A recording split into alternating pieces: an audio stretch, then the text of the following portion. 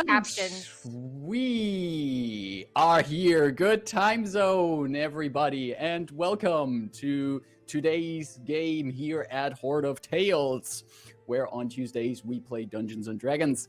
My name is Marcus, also known as the Chindividual. I'm a pale Caucasian male with short, dark brown hair, a dark beard, glasses, and today, green, bluish button-up shirt on. And I am the game master, storyteller, dungeon master, chaos facilitator, the one who sits behind the proverbial screen. But I'm not alone, because it takes a village to tell a story, as they say. And though I don't have a complete village here today, I have some people who I would love to have live in my village. And now we're segueing over to the introduction of these people. And we're just starting, again, in the overlay in the bottom, or top left. What are directions? Top left corner, starting with Serial. Hello, Serial. Hi, everybody. It's me, Serial. Your favorite... I don't know what I'm going for. I'm Serial. I use they, them pronouns, and I am a Caucasian person with short-ish hair, black hair with a grey streak on the front. I'm wearing a floral button-up shirt and a cozy scarf on top because it's nice and cozy. And I play Rebus, who is a Warforged barbarian. Their pronouns... They use any pronouns, usually they, them. And they are a robot with a shattered faceplate and a big glaive, and they're made of metal and wood and a bit patched up. All right. Great to have you here with us again. Then right next to Serial, we have Ida. Hello there. Hello, my name is Ida. My pronouns are she and her. I am a Latina woman with tanned olive skin, dark eyes, dark hair. I am wearing it's actually kind of navy green, but I guess with the lighting and my camera settings, it looks a bit blue shirt. I am playing Rayn, whose pronouns are also she and her. She is a Triton sorceress. She has aqua green, blue skin. She has finned ears, wears a saffron outfit, and has a mop of seaweed black curly hair. And she's thirsty. Very thirsty. She most definitely is. Thank you for that introduction to yourself and to Rayn.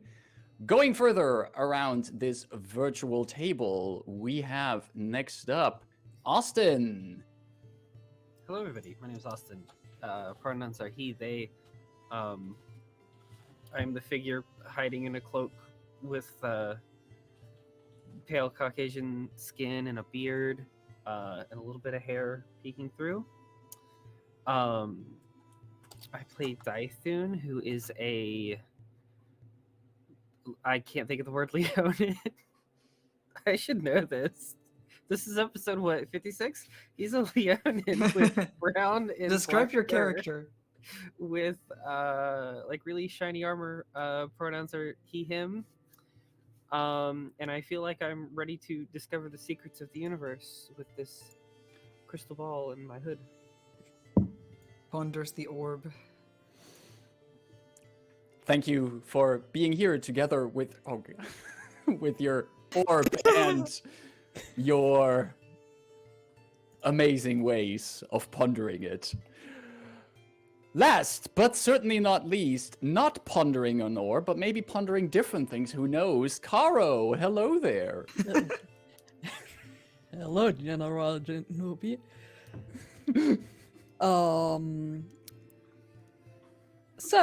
Yeah. Brain lag. I got it. Sorry. My brain? No, a bug. I was worried. Excuse me, sorry. Hello,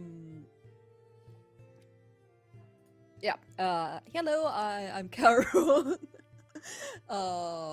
Pronouns she, they. I'm a white Caucasian femme with longer turquoise hair, and today I'm wearing a black top. Because I rarely have colors in my closet. And I'm going to play Delphine, pronounced she, they as well, and she has long, wavy, lighter blue hair and tanned skin. She's a half elf with a scar over her face and a tricon hat on her head, and in generally rocking the pirate style. I think that was everything. Always rocking the pirate style. Always. Always. Great to have all of you here. We are moving towards the end of this chapter. We've had a lot of people rocking the pirate style in this chapter of the adventure. And we've had all your characters interact with some pirate people, fighting some pirates, and maybe even thinking about marrying a pirate. But all of that will come to, hopefully, some good conclusions today. But before we delve into that, how is everyone feeling? How we're all going in today's session?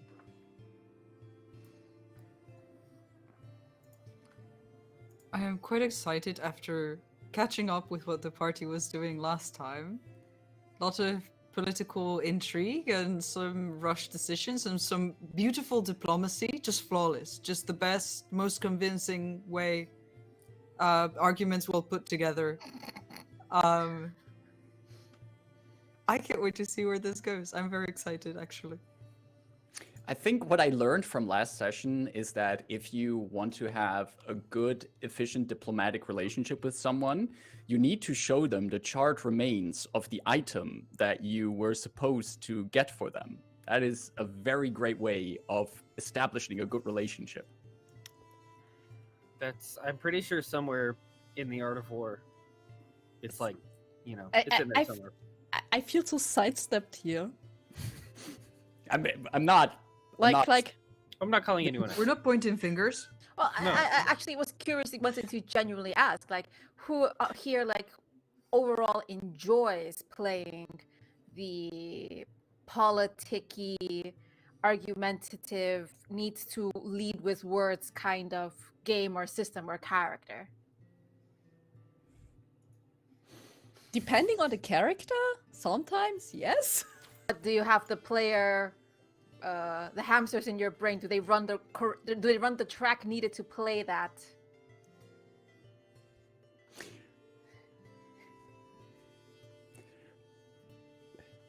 I like to think that I can run the track, but I have enough evidence of the times that I've been in the roles of a player where I thought I'm playing the smart political game, where I realized later that I did Should not get take punched into in the account the face? obvious.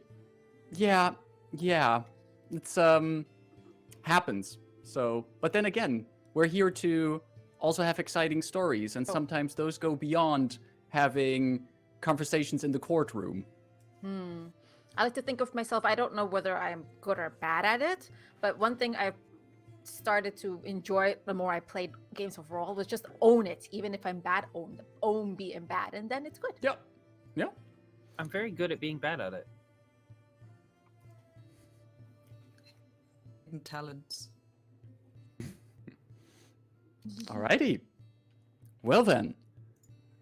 With that being said, let us slowly transition in today's session, because as we've mentioned, even I hope that by your pure free will, you are here today at Horde of Tales, and on Tuesdays, we play Dungeons & Dragons, specifically our Dungeons & Dragons 5th edition Eberron adventure series, Convergence Manifesto, a series of adventures created by the Across Eberron project, with a variety of authors that create the fantastic adventures in these series. We are currently playing the adventure Weathering the Storm, and if you are curious about all the Convergence Manifesto adventures, you can find all of them on the DM's Guild if you look for Convergence Manifesto. They come in a bundle, you can buy them separately, but I can, so far, by having run all these adventures so far, I totally vouch for all of these adventures, and you should totally check them out.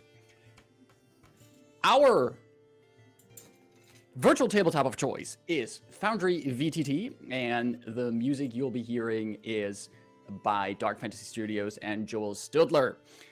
If our adventurers come into a battle. The battle map was probably made in Dungeon Draft, a piece of software created by Megasploot.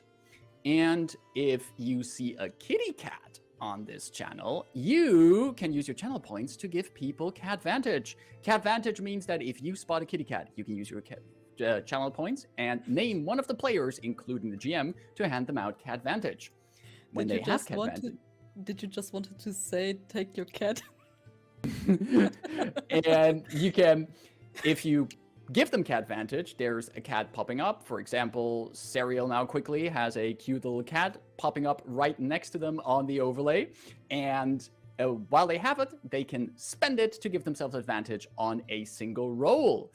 Keep in mind, if you give someone Catvantage, don't give it to someone who already is holding on to a Catvantage. Make sure that you give a name of the person you want to give Catvantage to, because if you don't, it goes to the GM. And if the GM already has Catvantage and has to get another dose of it, insane things might happen, and we'll be going beyond any reason and science then. And we don't want to have that happen live on stream. Now, do we? What happens if the GM is given a Catvantage and he already has? Oh my god! No. That was just a taste of what will happen if such an event occurs. But we'll take a moment to ponder the possibility of that, quickly roll a little intro, and then we're right back for episode 56 of the Convergence Manifesto. Be right back.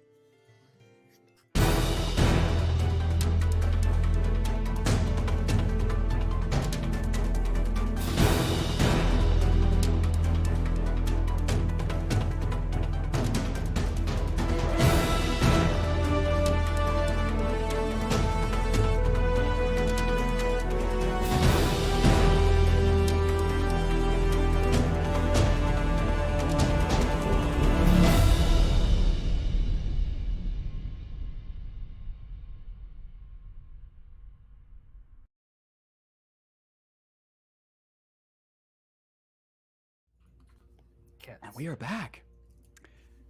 Last time on the Convergence Manifesto, our adventurers reported their adventures to High Prince Rygar, the High Prince and current official ruler of the Lhazaar Principalities. They had to report that the ship had been found, but the item they were to recover from it, a strange miniature orrery, very a beautiful ornament for any desk, especially if you're a pirate king, was destroyed in their encounter between them and Aurea. However, possible new alliances were about to be formed between Colton Brightwind of the Wind Whisperers, an exorciated member of House Lyrandar, and Leowyn Lyrandar, who's currently looking for allies all over the globe to rebuild House Lyrandar after the death of Matriarch Ezravash. The party did enjoy a little bit of, well, relaxation and banter after their completed mission.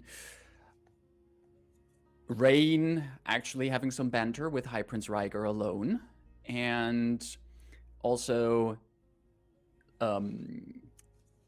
Delphine catching up with a brief conversation with her own father about her position and role in the future of her family. After also giving the party some time to catch up in one of the many taverns, the Sleepy Seahorse, which needs life, as we all know, is the party had to decided to split up to get some more rest, with Rayn and Dythun actually heading over to the diplomatic vessel of the underneath Triton family. Dythun creating a little bit of a distraction with a little hustle and tussle with Nimbus, while Rayn had another conversation with her mother, where some things were cleared up, discussed, but also a choice was made by Rayn for where her path would lead. Marin Undinoth has entrusted a thick, leather-bound tome to her daughter with informations about strange planar occurrences in the not-too-far-away region of Kubara. We ended the last session at that scene, but we're gonna pick up a little bit after this. It is already nighttime, late enough for all of you to be resting, if you so desire. But I wonder, where would all of you sleep this night? Maybe your last night in the Principalities? Or what else are you up to at this moment?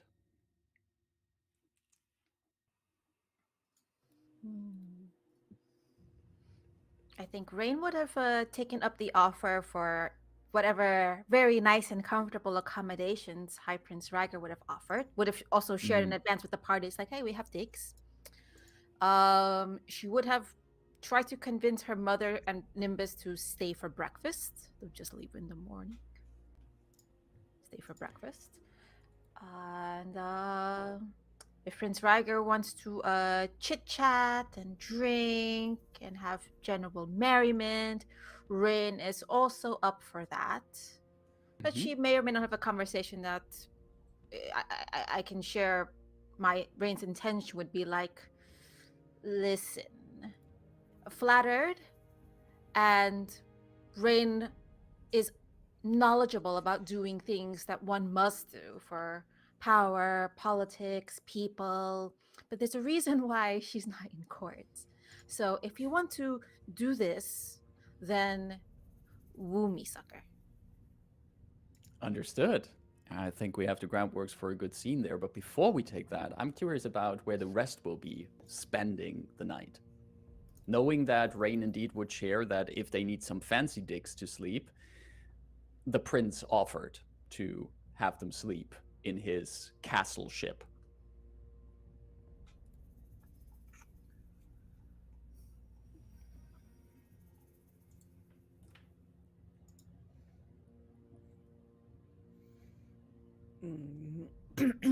Since no one else wants, Delphine will spend the night on the airship.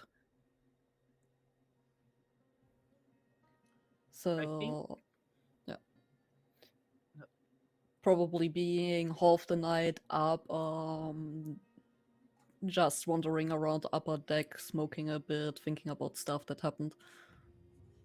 The usual stuff.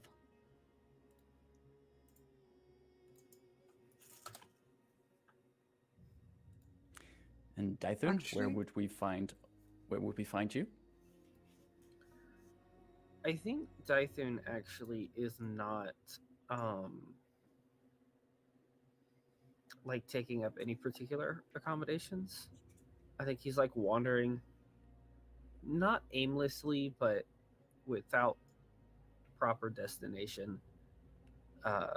Probably spending most of the night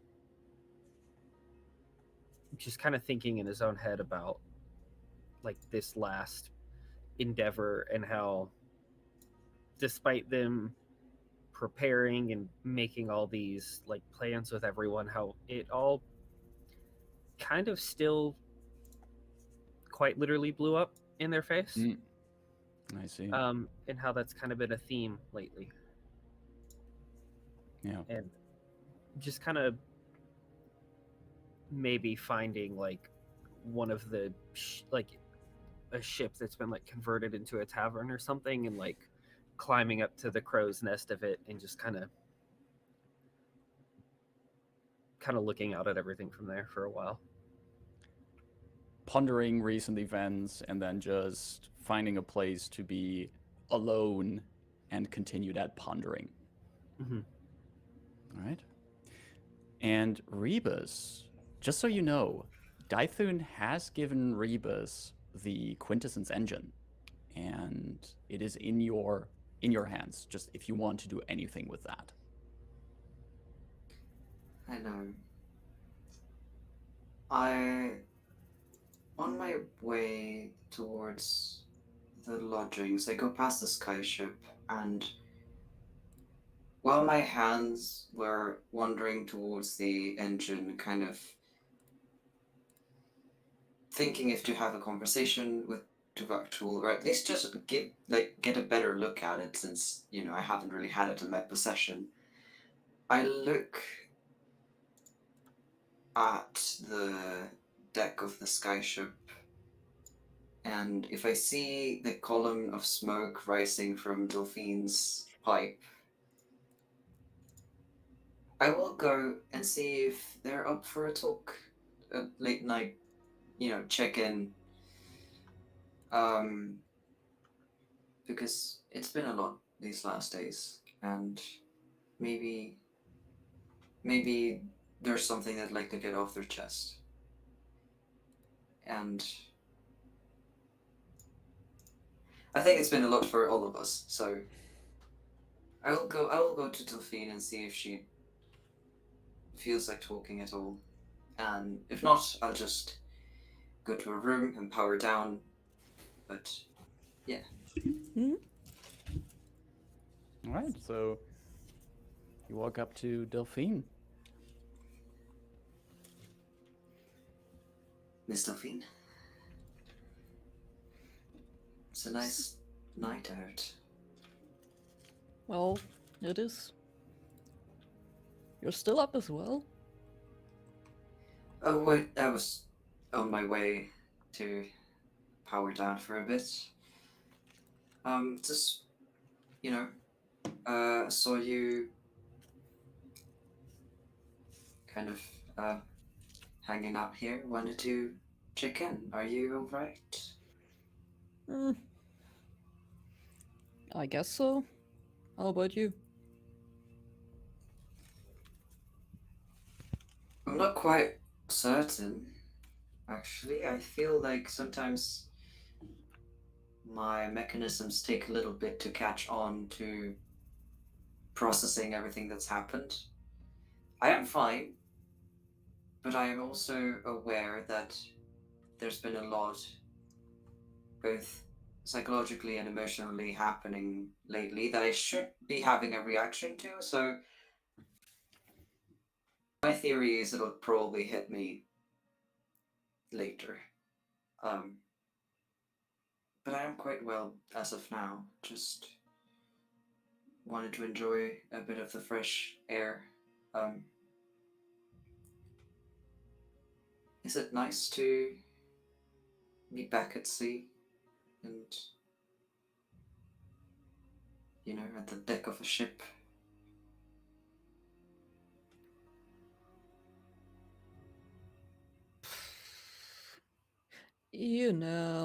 This is always kind of like this bittersweet feeling.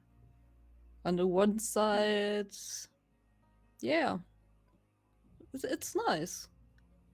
On the other side, there's too much shit going on that I cannot even really enjoy it. That's understandable. Did you end up talking to, I forget his name, the Lyrandar, the banished Lyrandar? Colton. Yes. Yeah, I've talked to him a while back. Did you find some common ground and some kinship, or did you come from different perspectives? I'm not sure, to be fair.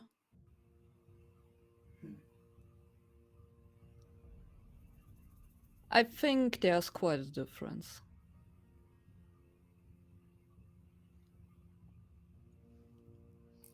He seemed to carry a big burden or big trauma from his past.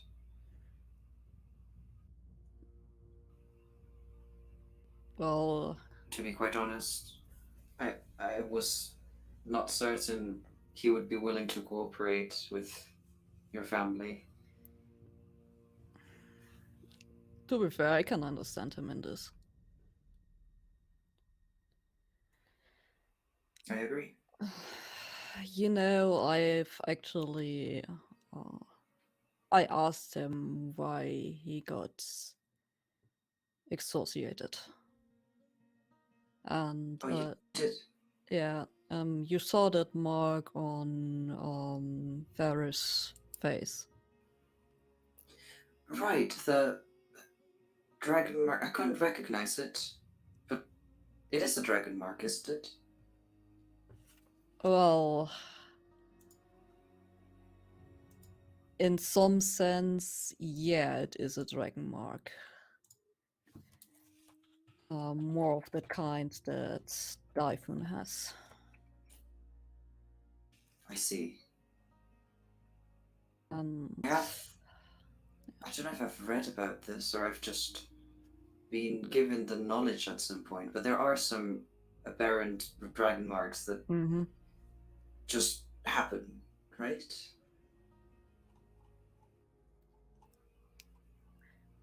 it's. I actually only learned like a little bit when I was younger about them, since they are kind of people say they are like super dangerous Oh, because I see. there's no control in this power. What they get. Well, I was aware of the political dangers of them, since the Dragonmark houses seems to be very established and obviously clinging to the power that they have, and so if other people can get dragon marks that do not adhere to any of the houses, then that means they could have uh, enemies, adversaries Oh, don't to get me wrong. fight It's against. uh, getting a dragon mark is like can also happen outside of houses. Just because you're, for example, you're part of a house, it doesn't mean that you automatically develop a dragon mark. Also, if you're not, it also doesn't mean like if you're not part of a house that you never get one or might not get one. It's kind of like gambling. I see. But there seems to be some kind of genetic component to it. Yeah. But you're saying that this is actually very interesting. So you're saying that it's not only that it puts a target on your back, so to speak, um, but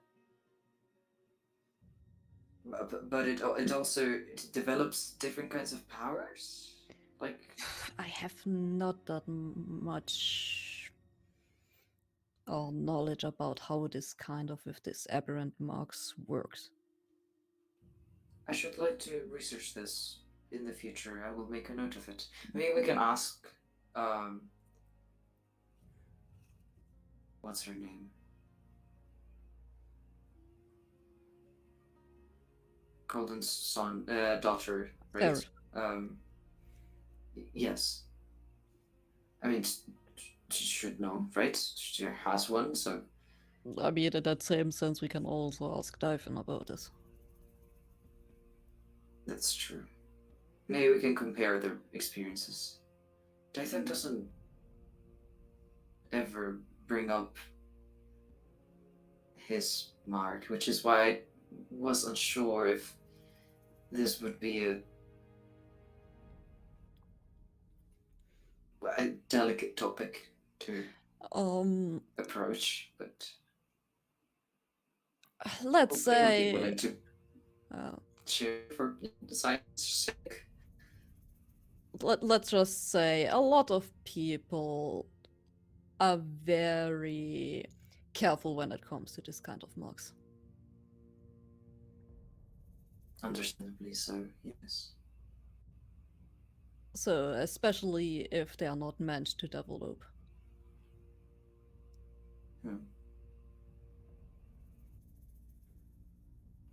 So, what was the cause of Colden's banishment? Because his mark seemed flogged, but fine.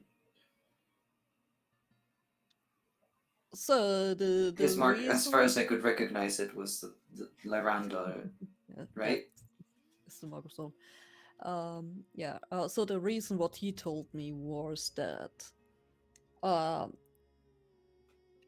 that Farif developed this aberrant mark, and naturally, the house wanted, or better to say, didn't wanted this to happen, like to happen, to have public, whatever. This is already quite some years back, and yeah. So, and he tried to save her. So that's basically the whole story behind it.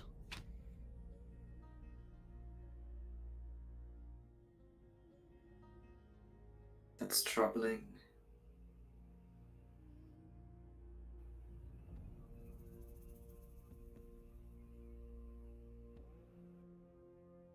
Overall, it's just... I find it to be a very unfair situation. I don't think anybody should be punished for wanting to protect those they love. Even though I understand the strategic or political reasons, I think there has to be a better way. It's not a good excuse to treat people this way. And I want to point out that at this point, like, Rebus, when they say, oh, to treat people this way, it's less talking about this story and more talking about Delphine and, like, her own story. Just in general, the whole Okay. Lyrandar family.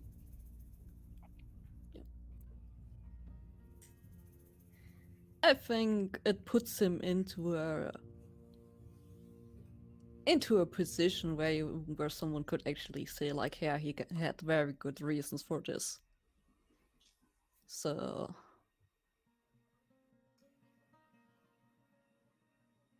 and yeah.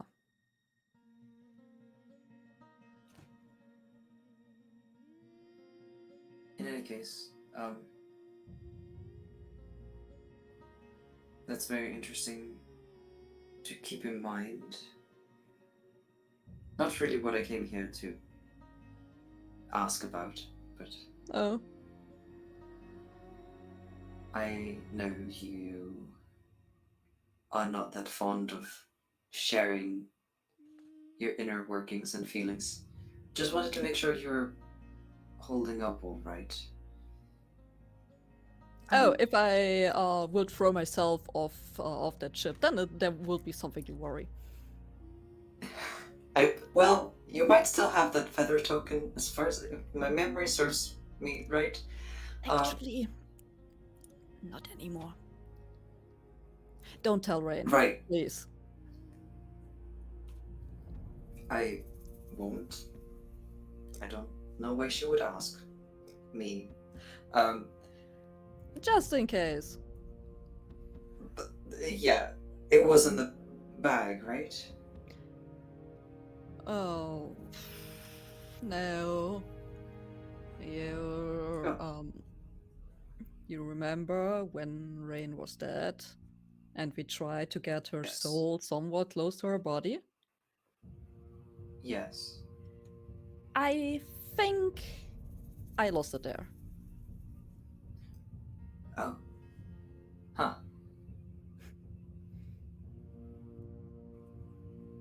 Okay, well, noted. So, Good to know. yeah. So it means no feather token besides that useless thing from back when they tried to kill me. But other than that.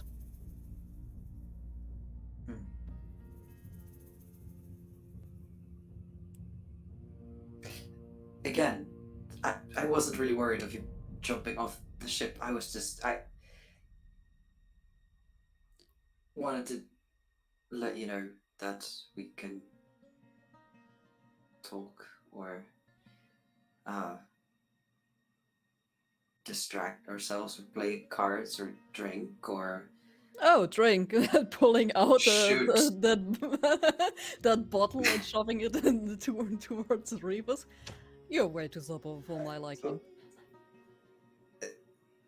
Right. To this beautiful night, then. And, this is also great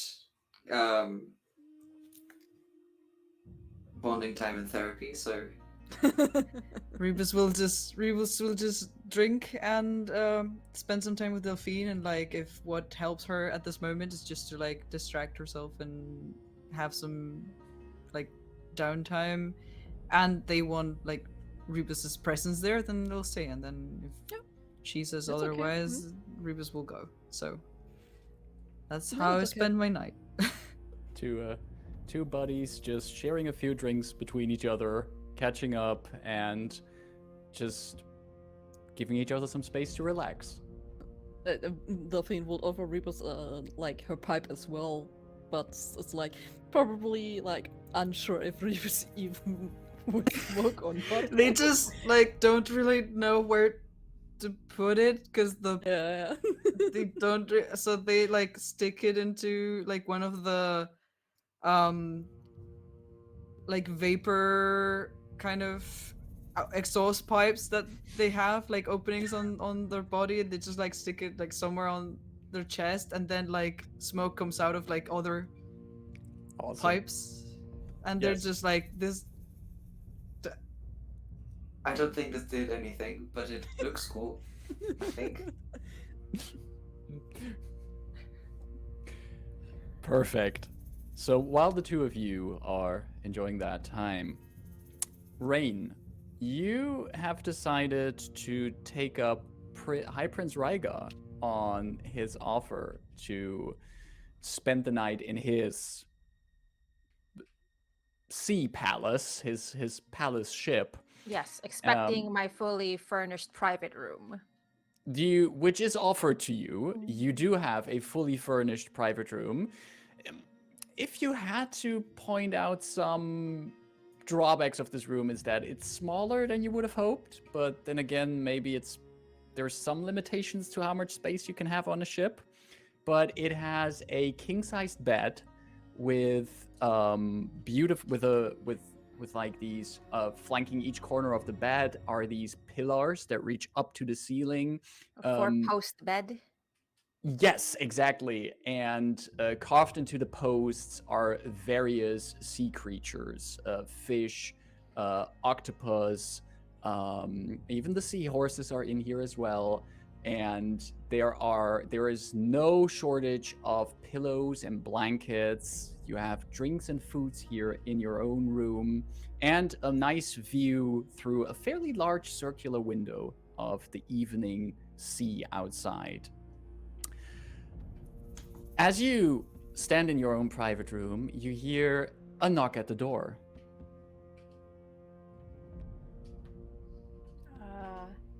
Who's there? You hear Rhaegar's voice. Oh, just a vagabond who has been rummaging through the ship in search of good company. Just a vagabond who?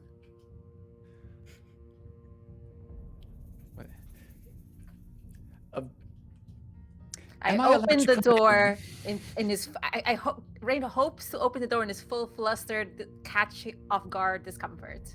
Absolutely, like his face is the definition of being flustered as you open it. But he's quickly straightens his posture. He's in a fairly fancy evening gown, relaxed outfit, and he's holding in one hand two goblets, and in the other a decanter filled with what looks like wine. And he steps in, puts everything down, and says, I've been thinking about your words, Rayn, about the whole wooing thing. Mm-hmm.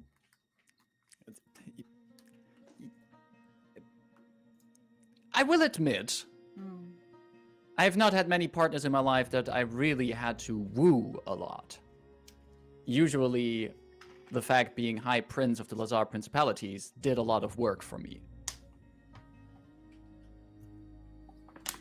So I will admit that this whole wooing thing might be something I'm not terribly good at. And trust me, this is not something I admit in front of my court.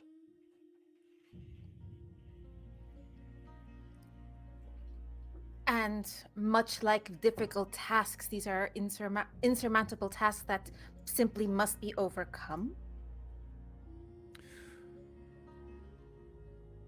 More in the vein of, it is an interesting challenge that you pose me.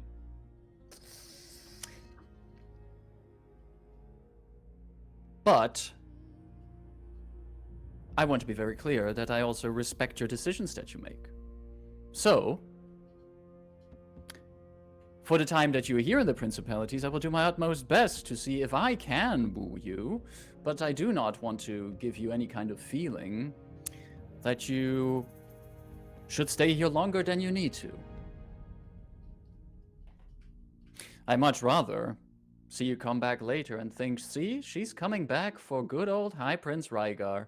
And at that line, he's just sits down on the bed, lies down on his side a little bit, and just looks at you.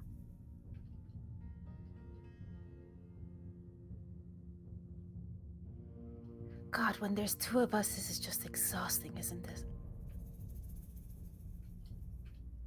Like, the two of us? Yeah. Yeah. I hold up my hand for like a glass. Like, hands you one over, fills it up and everything, and he also, like, throws it back. So, I've been thinking a little bit about our conversation as well in the courtroom earlier. I should not be too worried. I think what you've said rings true. I need to find how I can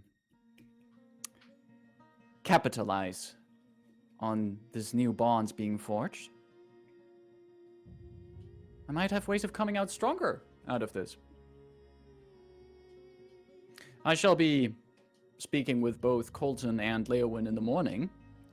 They are about to, well, to put it very simply, exchange each other's contact details, and from there, work on their alliance. And in the meantime, I shall see how my house can benefit from the Wind Whisperer's new gained resources. That only leaves the missed chances I had with a possible bond with the Undernuth Tritons. There are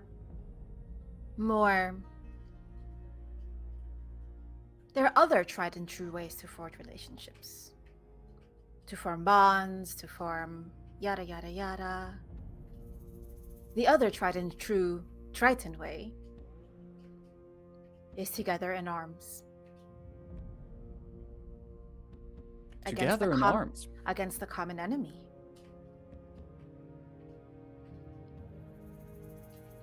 A common enemy?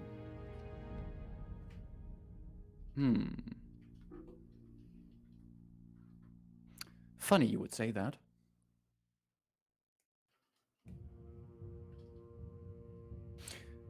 A little bit too funny. And he looks at you. Who have you been talking to?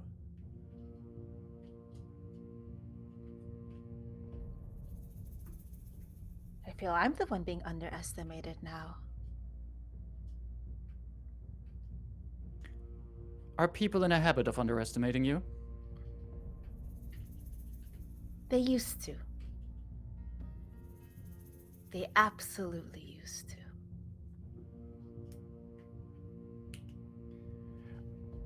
Rayn, can you give me a persuasion check, please? Yeah. Not so much that Rayn is not actively trying to persuade him in any way, but more like how the way she presents herself is coming across at Rygar. That's pretty good. 16 plus 6. 22. 22.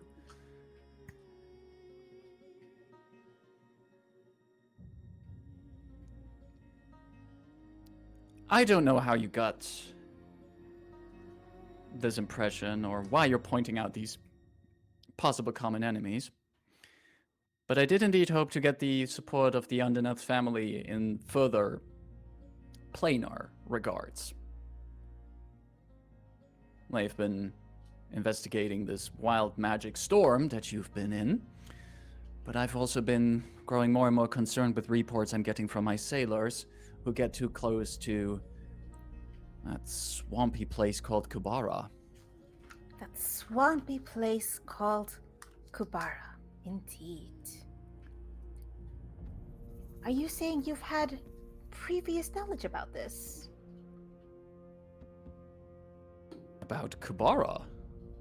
About these strange sayings? I've heard the reports from my sailors. Ships that went too close there have members of the crew that dream of eyes staring at them, of graspy, fleshy vines dragging them down into the depth beneath the waves. I will minor illusion the vision Rayn has frequently seen, the party has seen of that eyeball.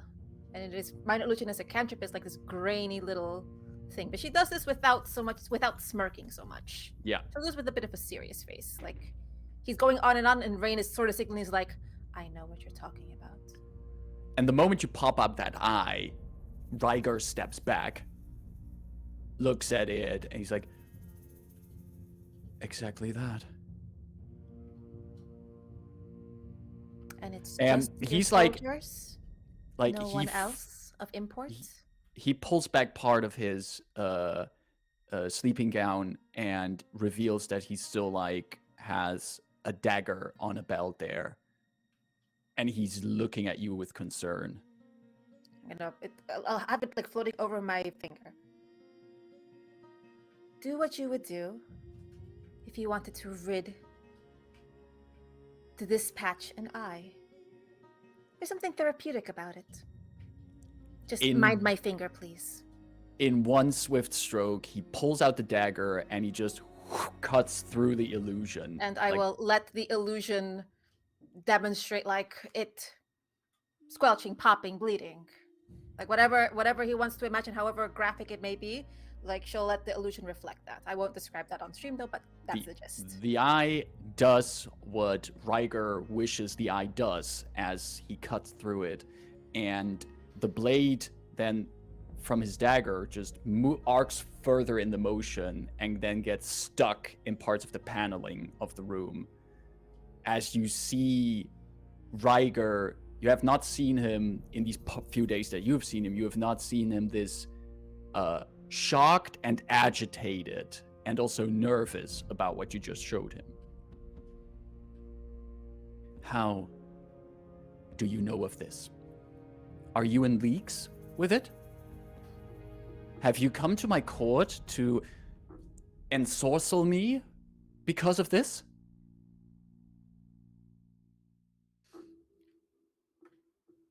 I'm being underestimated again, High Prince. And no, I am not in leagues with it. I seek to do precisely that, and I gesture to the gash in one of the bedposts.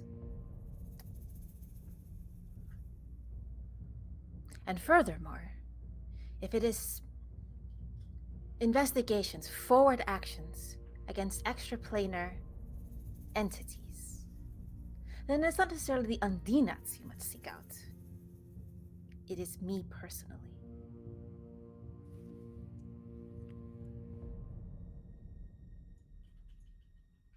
Would you consider yourself a greater expert on these matters than any other, Undinath?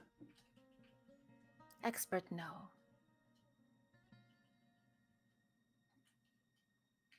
Willing to face it, understanding the full risks,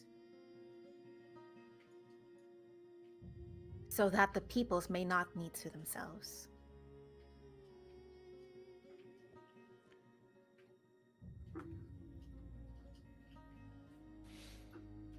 Well then maybe I don't want you to leave so fast then. Maybe I'll need to put some more effort into the wooing after all. If you could rid me and my people of this baneful eye that we've all been seeing. My dear prince, I've been doing that, but not necessarily for your heart as much as you are straining yourself to deliver here. Oh yes, the effort I put in this. Almost... I feel my muscles tear of all the wooing I'm doing. Your lucky tritons are generally always wet.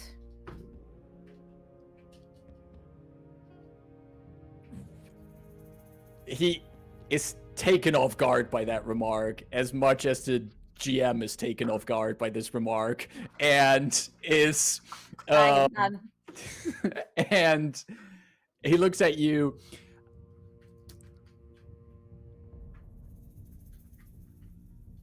I know that the Tritons of the Thunder Sea have studied these kind of planar incursions extensively. And I have heard that maybe not your mother, but other members of her household have knowledge on these matters. And I was hoping that if this previous mission would have gone successful and they would have gathered the data they've needed and it would have not ended in such a literal fireball, the Underneath would be more inclined of sharing their knowledge of this with me. And what would you personally do with that knowledge? Depending on what it is, I would hope it would contain a solution that, or a reason for what is haunting Kubara and what is making my crew go mad when they sail too close there. And if there is a solution, I would seek ways of putting it into place and be done with this. If only there was a way to further inspect someone who themselves is carrying this affliction that the swamps of Kubara hold. Right here, right now, be most efficient. Yes. Are you implying that I have been touched by this madness? Are you not a prince who also gambles and risks so that his subjects may be better?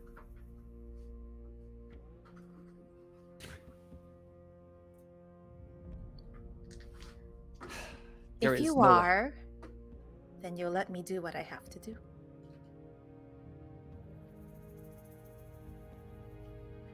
Yeah, that previous persuasion check of 22 was pretty good. So, he looks at you as you raise your hand or do whatever gestures are typical for the magic you weave, and he takes one more sip from his wine.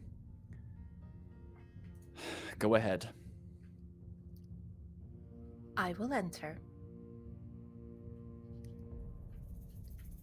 Try not to resist. I haven't had a long rest yet. I'm converting sorcery points into spell slots. Mm-hmm. And we're doing a detect... Oh, no, I don't have to. Oh, thank God. And we are doing a detect thoughts. Last second level.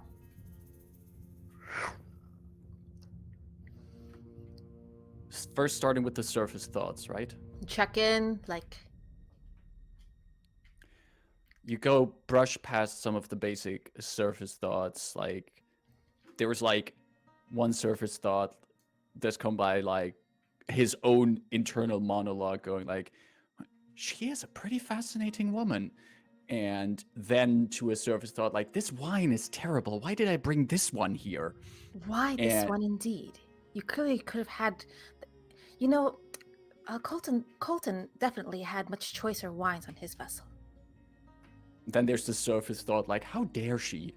And then you see, however, under these layers of very surface thoughts, there are vague memories of Rygar seeing himself waking from dreams filled with these eyes. Did you travel there yourself? How close did you get? What did you see there? I manned one of the ships, or captained one of the ships after we heard the first reports. I had to see it firsthand. I need to see it firsthand.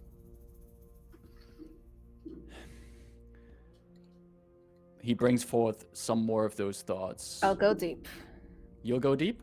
I'll go deep. Let's go deep. He decides to forfeit the saving throw as he allows you to go deep there.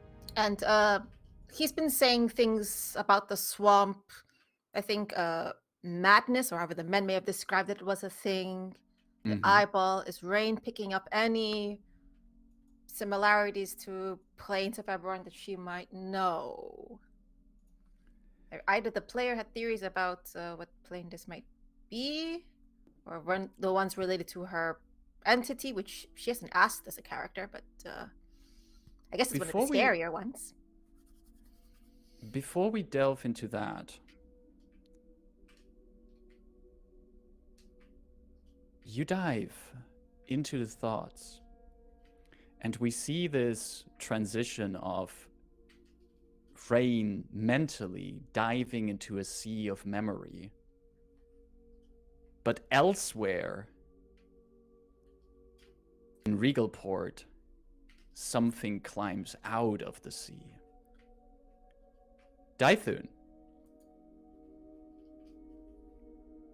you decided to find yourself a nice crow's nest to go up to, maybe with a bottle of liquor, and just... Actually, I don't even think he was drinking. Nope, just I think he wanted keeping to be clear-minded. clear-minded.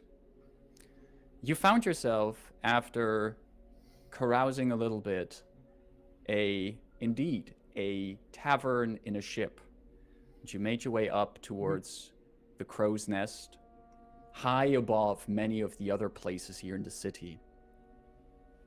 Looking around, hearing from beneath you the sounds of drunken sailors and citizens of this town, music being played.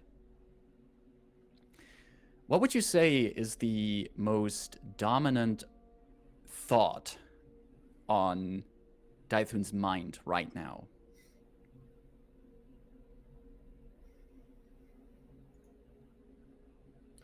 It's a question of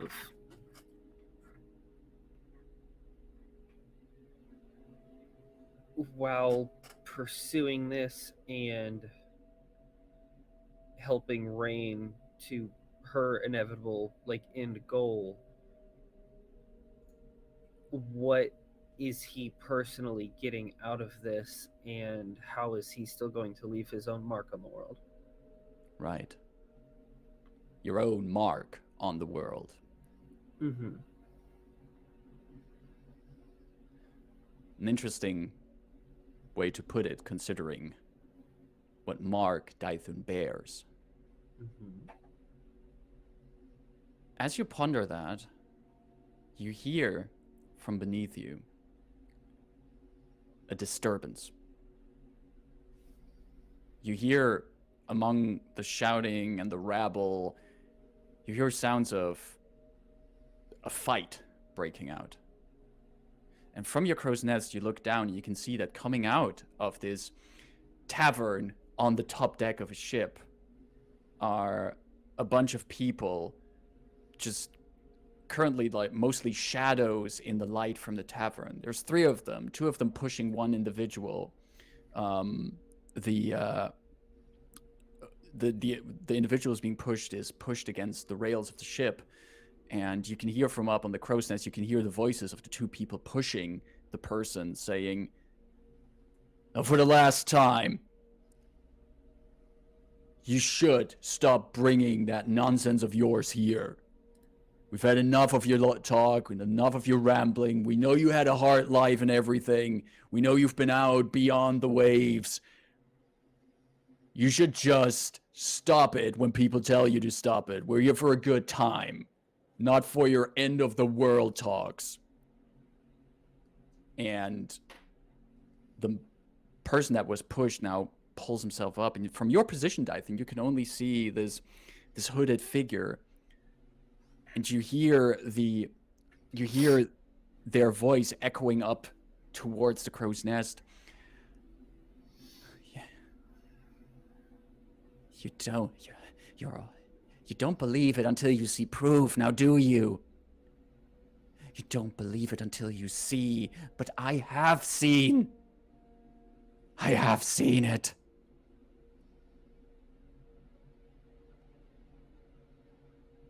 I think Dythun's gonna like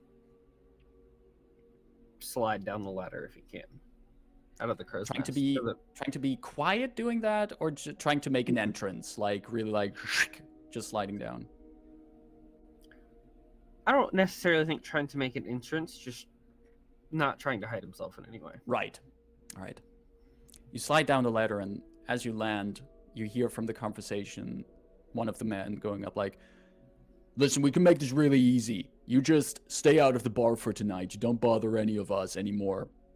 And you're just not coming back here. There's enough other places where you can get your drink and where you can spread your prophetic doomsaying." And the man in the hood looks and looks in your direction, Dythun. And he looks at you,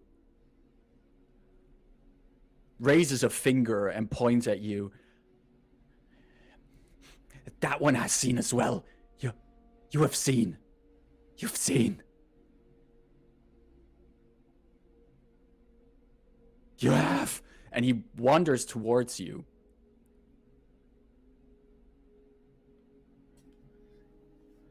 I've seen a lot of things, friend. He walks straight up to you. He's quite a bit shorter than you, and he looks at you. The eyes, they are here. They're with you. They're with me. In the swamps, in the sea.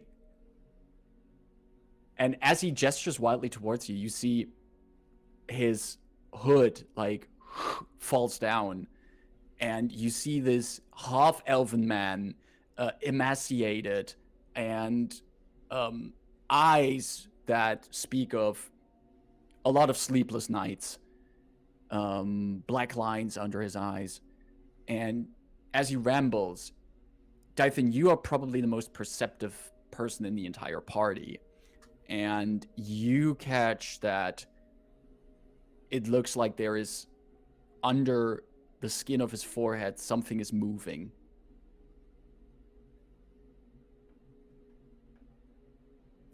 While we're at that, elsewhere, Rebus and Delphine, you have been enjoying a good evening here with drinks and banter and smoking and learning how Warforged can actually smoke from a pipe. And the hours have passed, and you're on the deck of the airship. And while you're maybe laughing about something, reminiscing a little bit, Rebus, you feel a presence in your head.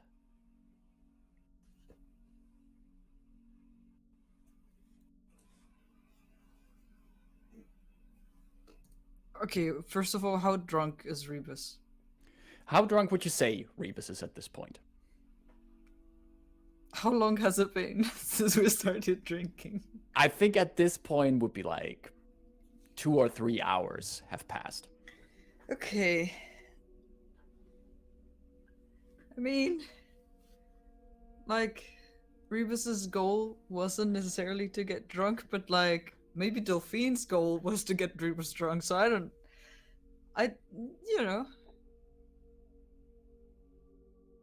we only have like 1 bottle of alcohol though. Like, I don't think we have a whole stack. You're muted, Carol. It's an ever full bottle, so it cannot get empty.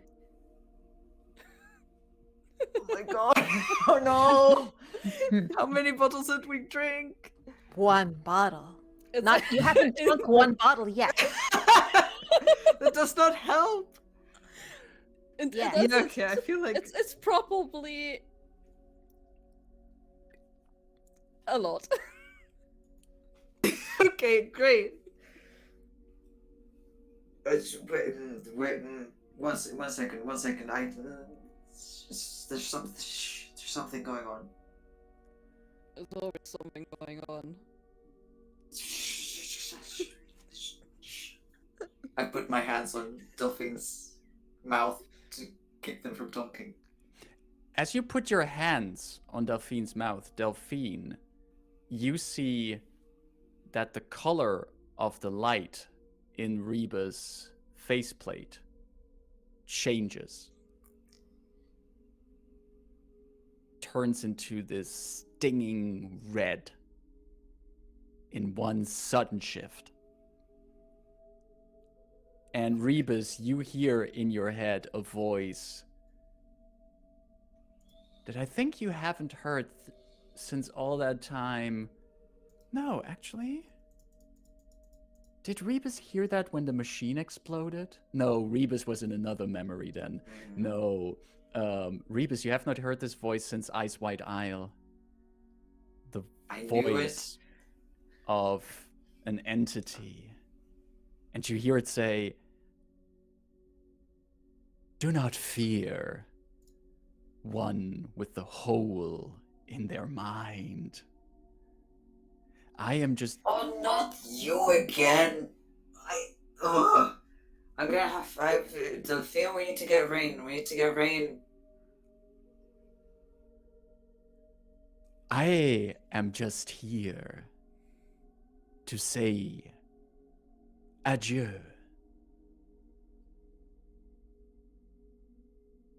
Where are you going? The gate. The gate is opened. I have to thank you and your friends for doing the start. Good. But I have to thank another mortal for finishing the work. I will miss this void inside of you.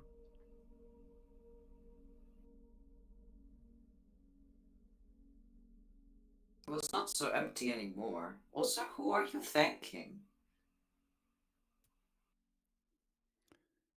If it wasn't for you and your companions,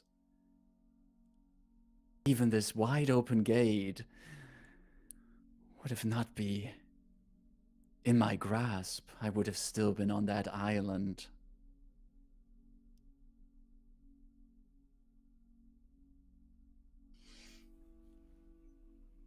Delphine, we need Rayn. We're in trouble. I think Rayn is kind of like I saw her going to Rygo's ship, so I think they are making. I get up and kind of like stumble as I get up, and I like take my glaive as a support stick. I'm like the gate has opened and the stupid Ice White Isle creature in my head is leaving. And I don't know why this is bad, but it's bad. I'm just gonna go get Rayn. And as the both of you get up, Dythun, meanwhile, you see this person still standing in front of you, saw this moving under the skin of their forehead. And these two people that threw him out of the bar is like, don't listen to him. He's been coming in here. We've now banned him from the bar. Don't listen to... Shut up. What have you seen? When?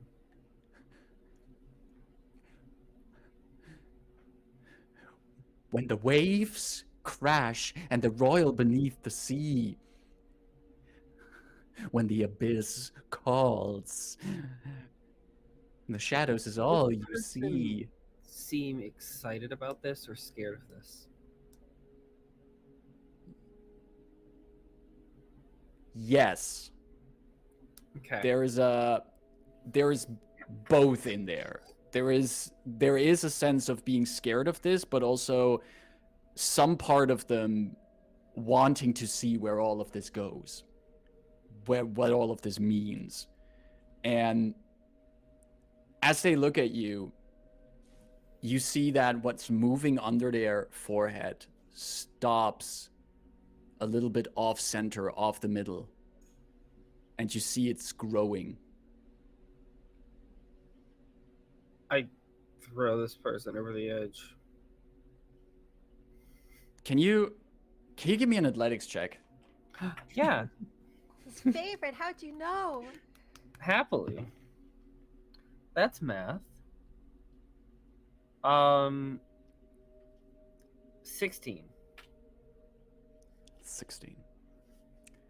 Right? Yes. You pick up this person, and as you pick them up to put them over the edge, the skin tears on the forehead, and you just see one large yellow eye coming out of it. And as it pops out, a glow emanates from it. Can you give me a dexterity saving throw, please, Dythun? I knew it. Dexterity?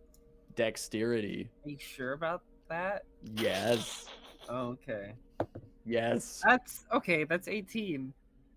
That's actually a lot better than I thought it was gonna be. It's actually really good. I get a +0 to that. You see coming out of this eye is just this dust gray beam of energy, which you step away from, but instead of hitting you, it hits into one of these bouncers that threw out the person. And as you look, you see that person petrifying into a statue and just standing there. And the one you threw off of the ship splashes into the water. Splashing into water, just like Rayn's memory deep dive continues. And Rayn, you go deeper into the mind of Rygar, Yep. unaware of all of this unfolding elsewhere in the city. Totally. And as you sink in there, you literally feel yourself sinking into water in his mind. So salty. This dark. Few bubbles here and there. And then from behind you, like a spotlight, a light turns on. Ryger, I said I was going in. I look over my shoulder. A titanic yellow eye with a dark slit in the middle looks at you, surrounded by clusters of small eyes, almost like spider eggs attached around this large eye. And you hear the voice, this voice that you heard quite a few times, Rayn.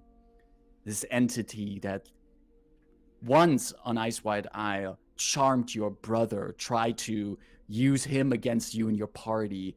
The entity that tried to convince you to take this entire magical flower away from this frozen tower.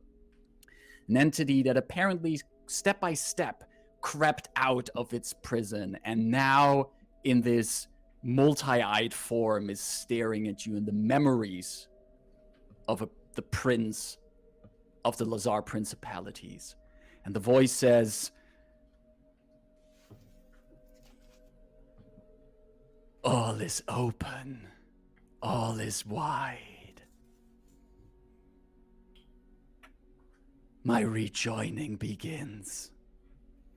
None of that even rhymes. As if I'm deep within Ryger's conscience, Rayn is trying to conjure not so much the fear that Ryger had at looking at the minor illusion die, but in the end, Ryger did demonstrate conviction, physical presence, and offensive energy.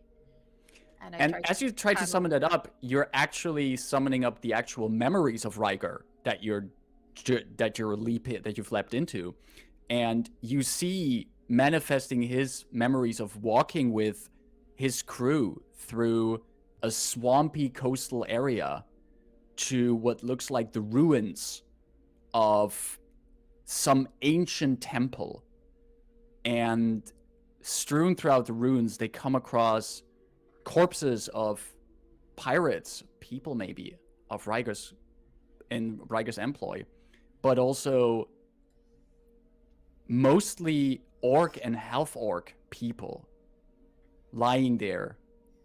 And most of these corpses around what looks like a large circular disc embedded into the ground.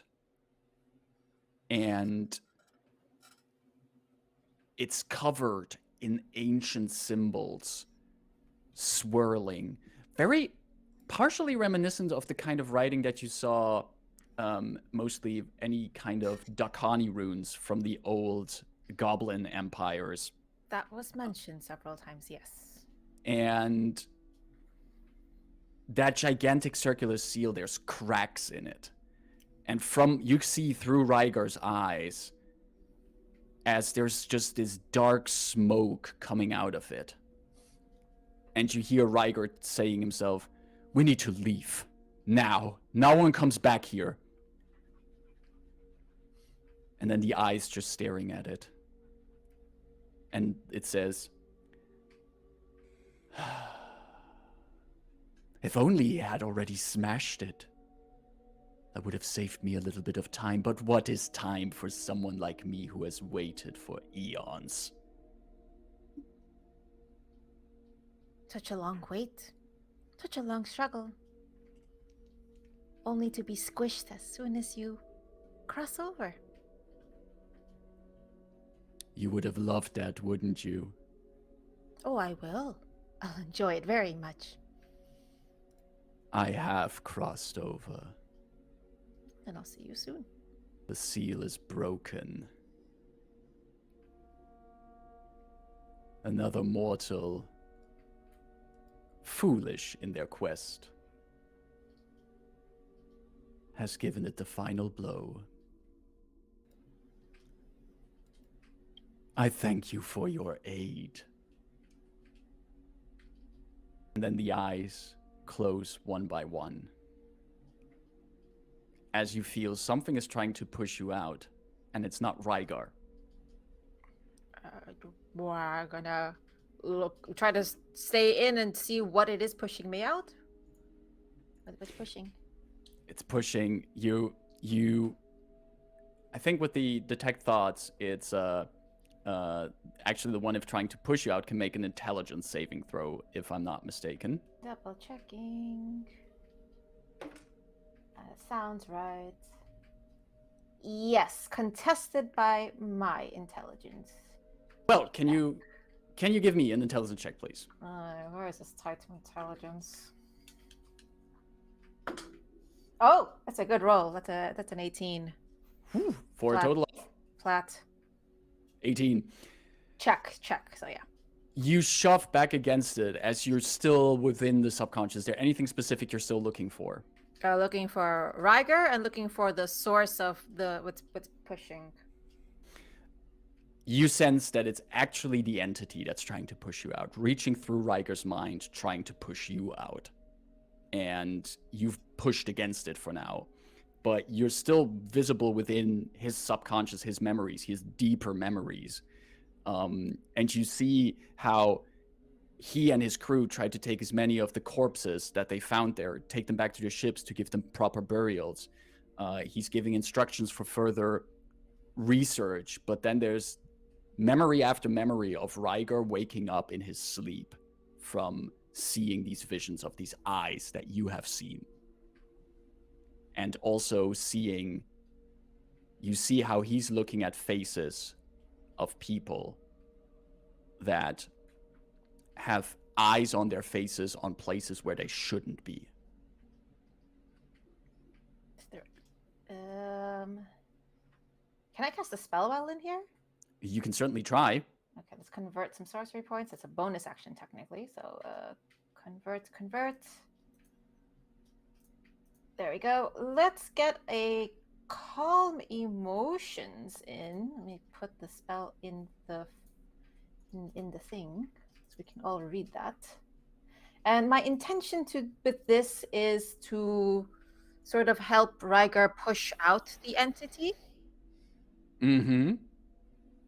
So that Rygar gets a say in what gets in and out. If Rygar wanted Rayn out, that's one thing. But this is superseding his agency in such, and so Rayn would help to get that out. Also, All right. he is not in cahoots with this thing. He wants to be as a mentor. You were cutting Your off in there mic somewhere. is Yeah. I'll repeat what I just said. The intention is also to demonstrate to Rygar that she is not in cahoots with the entity, that she Right. wants to succeed in together kicking it out. Gotcha. You channel that magic in here, and you are pushing back with your calming emotions this dark grasp that the entity apparently has on Rygar. And you also sense that Rygar himself is slowly calming down as you are in his memory still here. The glowing eyes moving away.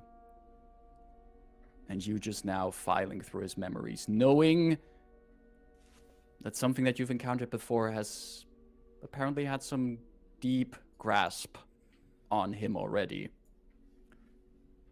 But what all of that exactly means is something we're going to find out after a long overdue break. I wanted to get a few things out of the way for now, but we're going to pick this up after a So quick little break. intense. Uh, So intense. Actually, for a long rest and wrap up. This is cool. I'm liking it, but we're gonna since this break was a little bit later than expected, we're gonna take a 10-minute break. So we're gonna be back here at about 40 past the hour or 20 to the next hour, however you want to say it. Continuing with eyes growing on foreheads and delving deep into the minds of people and finding out what all of that is going on here. So we'll be back in 10 minutes. Stretch your legs, grab some drinks, and we'll see you in 10. And here we are again. hi. For the second part of today's session. We've kicked off with a little bit of mind delving and people coming into other people's minds and strange things happening all over Regalport. And in this second half, I'm actually want to pick up with Delphine and Rebus. The two of you heading out under Rebus instructions of we need to get to Rayn. Just a reminder for the players: Delphine and and Dythun currently have the sending stone pair. Yes. How do the Thanks, two of you try to get to Delphine? What's your mode of transportation? What's your approach? You're currently on the skyship, on the airship. How do you get to wherever Rayn currently is? Badly. Yeah. With lots of problems.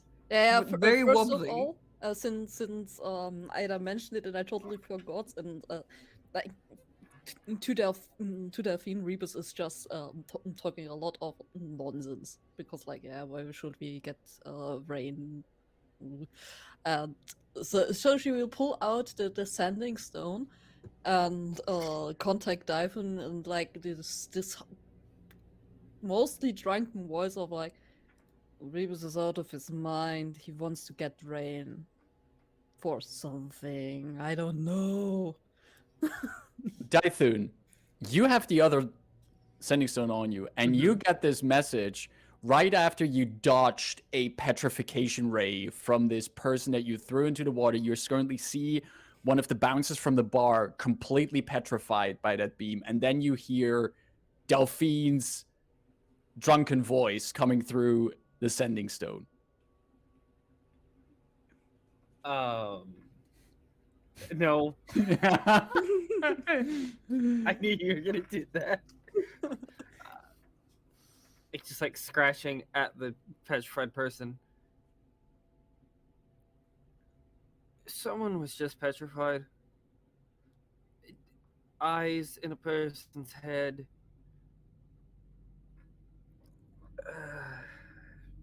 Shit like the Ice White Isle.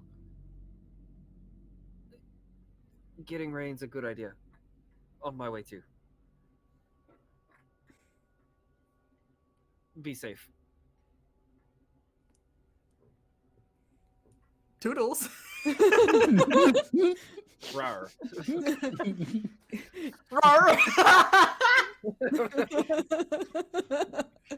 Instead That's of his like greetings, roar. signature. Leonin- on a Leonin email. sign out. Rawr. Rawr. Wow. Rawr. Wow, wow, wow. It's just how Dythun signs his emails. Just Mhm. stay safe. Rower. Yeah, Rebus Delphine says something about ice. This godforsaken over frozen island. Yeah, that's what I meant. The white snow when we picked up. There's that voice in my head again. Rayn got it out last time. It's really rude. It keeps calling me a void. It shouldn't be here. I thought we got rid of it. I mean, The- technically, your the mind is island probably with the pretty snow. blank. What? Right now, it just feels like sludge. So I feel like it's full of alcohol. So not I really mean, a it void is, anymore. yes. How much did that bottle have? That's the good thing. A lot. That is not a unit of measurement. Where's Rayn? Is it? Did we go this way, or do we have to? Where is the? Wait, do we turn around? I mean, if he knows how to get I off will the try ship. to like So- perceive where the heck the direction is that we need to go. Taking Rebus' arm and and bringing him over from where we can actually go downwards. And you do find your ways of getting off the airship eventually. While I would assume that with Rebus and Delphine making their way there, that probably Dythun would be there before them, considering the condition that both of you are in. The state we're Dythun in, yeah, probably sure. like looked at the petrified person and said, "I don't know how to fix this yet," and just kind of took off in a sprint. Yet. What else are you supposed to say when you see a person getting petrified? That is a very fair statement. And all of you know where Rayn is spending the night. And you make your way towards the Sea Dragon, the massive ship of High Prince Rygar. And you talk to the guards there. They recognize you. They know who you want to see. And they point you towards the directions of where High Prince Rygar would be. But you're led to his chambers, and his chambers are empty.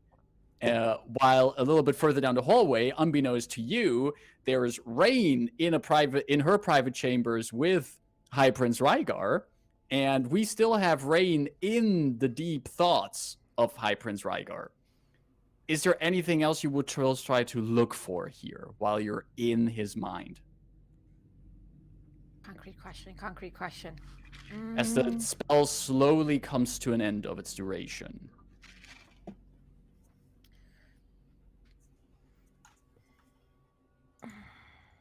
No, that would be weird to do now. Rayn, in that case, is going to give her assurances to Rygar that, come what may, between our nations, our peoples, us, you have an ally for this, and I expect to hold you to the same level.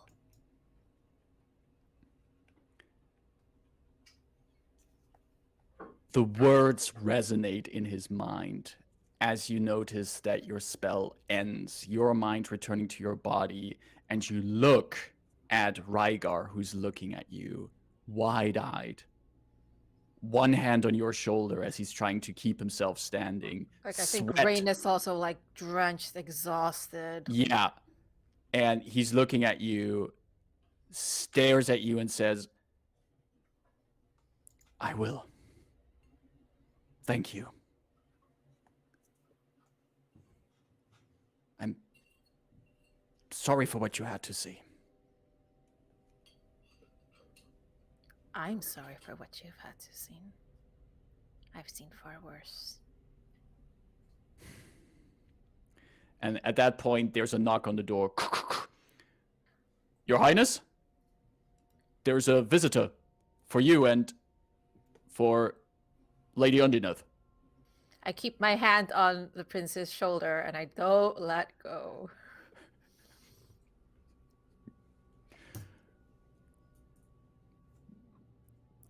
Come in. The door's open. And the door is opened, and Dythun, you see standing in the room, there's sweat-drenched Rayn and Rygar standing there. And the guard who opened the door for you immediately goes like, oh, no, walks away. And you stand there, seeing both of them stand there. Rygar turns to you and says, this is not what it looks like. I don't care. Rayn, I need you now. Shit's happening. Oh, when you put it that way. Eyes. Rebus. Something's happening with Rebus as well. Rebus? And further down the hallway, there's some clanking and clattering as you hear some voices going like, "Please, please, come down. We'll get you to the High Prince." Delphine and Rebus, you have also made it to the Sea Dragon, and you've been asking for where the High Prince is in whatever slurred verbiage you have right now. And there's some guards who take you through the winding corridors of the ship. And eventually you come down to a hallway. But Rebus, you're just like, you almost trip over your own feet at one point. You catch yourself and you look down the hallway that you're now in, and you see Dythun just going into a room there. Kitty, wait! And I'll just run this, like, massive figure of metal and wood, just... I'll do my best. Where's... not the prince, the Triton, the pretty blue lady with the... There's a head that pokes out if I hear this commotion. Rayn! What? Wait, the voice in my head is back. Help. You hear this, right? It's so annoying. You hear Rebus approaching, and there's just this rhythmic stomping of metal feet on a wooden deck, just like ka-dung, ka-dung, ka-dung, ka-dung, ka-dung, ka-dung, ka-dung, ka-dung, ka-dung, ka-dung, ka-dung, ka-dung, ka-dung, ka-dung, ka-dung. And you see each other there, and the party at this point is reunited halfway in the half of them in this hallway, the other one leaning out of the door, and they're all talking about eyes. I will yank, but seeing as Rebus is a bit wobbly, I will invite them, encourage them to sit on the bed. Riker has not been given permission to leave, so I hope he's in a corner. He's in the room right now and is just looking at all of this, like everyone piling into the room. I more or less just kind of like snap and point to a corner and just like move. He just moves over, takes his goblet and the wine, just gets into the corner, lets the rest of the party into the room, and is even so polite once everyone is in to like close the door once everyone is in. Rebus. Rebus. May I come in? Yes. Yes. I will just make a telepathic connection and Can I sense anything in there? You established a connection, your telepathic connection with Mhm. Rebus. But at this point, it's just you and Rebus in there. I push forward the memory of like the conversation I just had. It's probably kind of like blurry, like looking through like a out of focus camera at some points. It kind of moves like it's a bit distorted. Like it's mixed with the memories of the island. It's but you hear the voice essentially, like what I remember the voice telling me. Or rather, this is Rebus describing what Rayn would see if they could do this, because Rayn is not able to see memories; he's only able to hear your voice internally. So Rayn lets Rebus explain, kind of telepathically nods. Right. You're very eloquent when you're in this state, Rebus. I think you would be very talented storytelling. At this point, there's not really any other thoughts because I am asleep.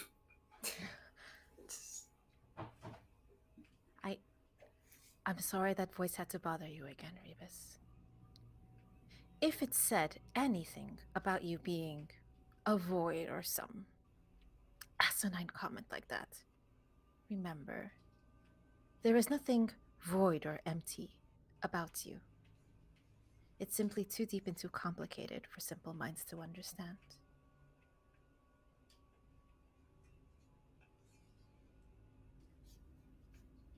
But I have been in there. There is nothing empty about you. If anything, I think you're the fullest one of us all. Thank you, Rayn. You're so nice to me. I have to You're be nice to such a someone. good friend. I'm so glad. Likewise, buddy. And I'm just gonna tiptoe telepathically out. Rebus will be alright. I'm I say out sitting loud. and sitting down, holding onto my glaive and just. Rebus just needs a night of basically falling sleep. asleep. I don't believe we have night. If Dythun, you said there were eyes outside, and I say this loud enough for Prince to hear. Yeah, there was like a person, and they were rambling about the end of the world and things happening. And then their head kind of burst open a little bit. And petrified somebody. And I don't know what to do with that information. Prince Ryger walks over to you. An eye on the head. No, he technically Not said one of that the these head two. split open. Yeah, not one of these two. Like a third one over kind of here-ish. Of course not one of those, but an additional one. And there was magic coming out of it. Yep. And it was here in Regalport. Yep. About like a 10-minute jog from here. Let's come to our own shores. Is it in a state where we can dispatch of it here?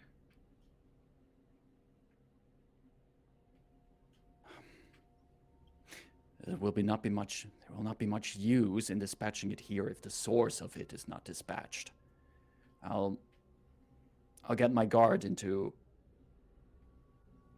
seeking for other occurrences of this in the city and trying to keep the population as calm as possible. How many? He turns back to Dythun. How many eyewitnesses were there? How many people saw you? What?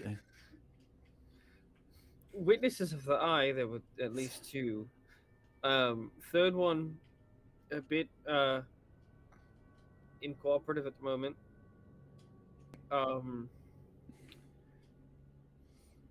I think it was just me, the two bouncers. Right. I threw them off the deck of the ship and into the water, so maybe somebody saw that. I don't know.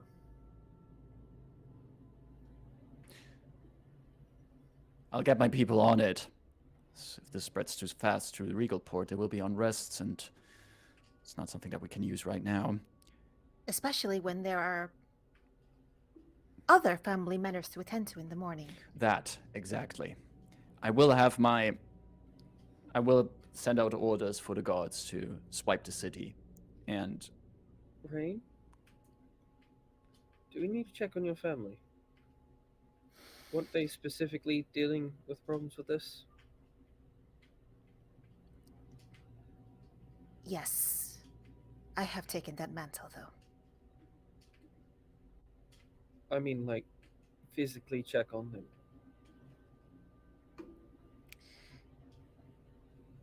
If you would, please. I look to Dythun and to Ryger. I need to understand better what we're dealing with. The old-fashioned way. And I head over and I dramatically pull out this big-ass tome and plop. Page 1. Out. Ryger just said, "You heard her. This is her room." And he moves all of them out, but he looks at Rebus, who's on the bed, and looks at Rayn. "You sure they can't stay? I'm not sure if..." I meant just you. Page 2. Oh, Oh, did we disturb your sexy time? I'm sorry. Not really. But you know. Rygar shakes his head and goes, "I will make sure we get to matters of getting the guards out into the city, but we will need to have a conversation about all of this in the morning." He looks at Rayn. The Undinets have been invited to break fast with us in the morning. Page 3. Page 4. Rygar leaves the room and closes the door behind him, with the rest of the party now just in the room. Everything I saw. Yeah, vlop, all the information shared. Do you want me to go lay eyes on your family, or... It may be cramped, don't doubt they but there could. is an extra sleeping cot on the vessel, Dythun. But Right, well... I don't doubt they can handle themselves, but... are you all right? Have you received voices in your head? I believe you and Delphine have not been touched in this manner. Mm-mm. Let's keep it that way. Only yours. And Rebus's.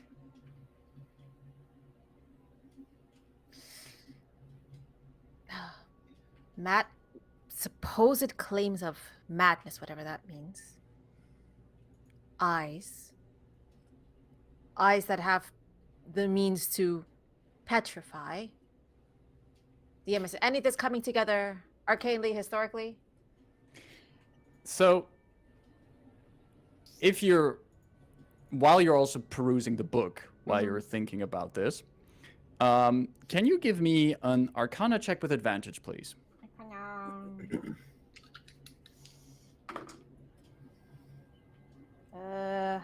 15. That's total? Yes.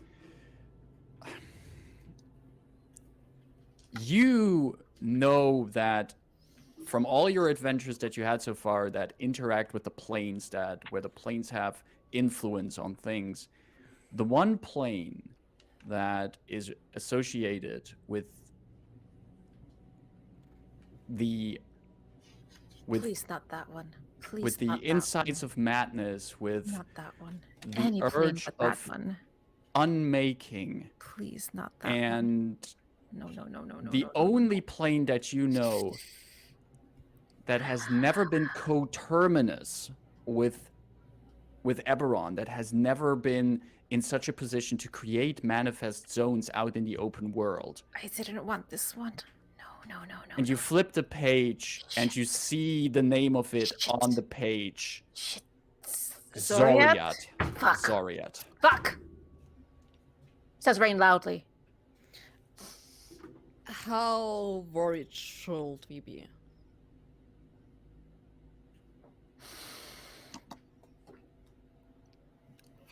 On a scale to 1 to 10 or above. If you're 10, not in on this completely, preserve yourself and leave. And never look back. Okay, this is like, we are fucked.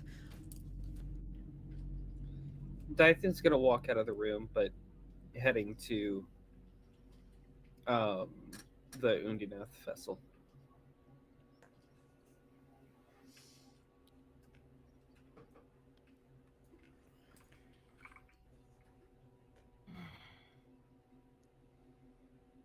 I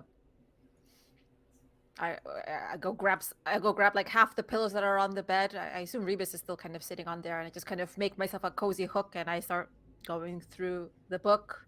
If there's anything Rebus or Delphine want to ask. Should I go check on my family as well? I think they're the safest ones up there on their airship. I mean, there's another part of the, like,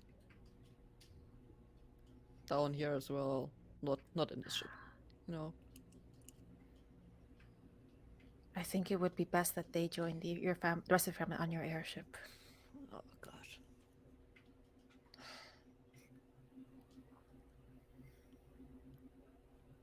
It's best to limit the influence that this plane has. What exactly is this? I might not be able to fully understand it at this moment, but at least give me a chance. DM, how much does Rayn know about Zoriat? Ida knows it's like, that's bad news, but what does Rayn know? Ida knows it's bad news. Rayn knows that most of the planes that influence Eberron, most of the planes that have a moon in the sky associated to them, have a fairly natural rhythm of being further away from the planet or closer to it, and sometimes being coterminous with Eberron, thus creating these manifest zones out in the world. Zoriat does not do that, and for a good reason. Rayn knows that long ago, in an era that you, through your adventures, have learned a little bit more about, in the times of the Dakani Empire, the so-called Delkir came from Zoriat and sought to destroy Eberron. But they were banished, driven back by powerful heroes, wielding weapons of legend against these intruders. And since then, Zoriat does not behave like a regular plane. It's banished from the world. Or so it should be. For Zoriat is probably the only plane that, if anyone not native to it ever were to behold it, they would not return from it.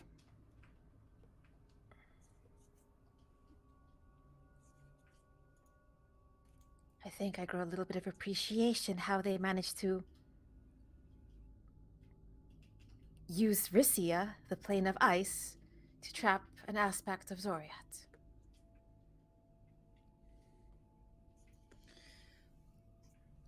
Yes, Rebus. DM. Yeah. So Rebus has been trying to like sober up ever since Rayn shouted in the room, because they are aware that like this is dangerous and since how well am I doing? Because like Rebus is resistant to poison, right? So, and I think we also established that Rebus has kind of a bit of control of how to consume the liquids that come into their body. So I would say that if you wanted to take some time to sober up, especially from the time that you came into the room, were put down on the bed, you would have been busy like slowly filtering out the bad stuff. Yeah. Like, it doesn't have to be perfect, but like, at least they can follow a conversation now. Absolutely. Yeah, they would be in this state right now that they would be able to follow a conversation and add something to the conversation. Okay, good. Now I need to remember what I was going to say. Zoriat, eyes, beholders. Yeah, no. That's what Ida said in Twitch chat. That's all I know is the players. Like that's behold that. Details I try not to read the wiki for these adventures specifically, so because it's more fun.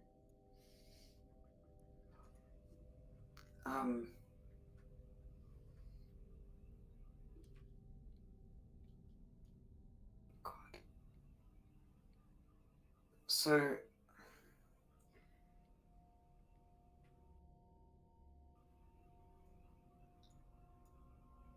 Does this frighten you, Rebus? well,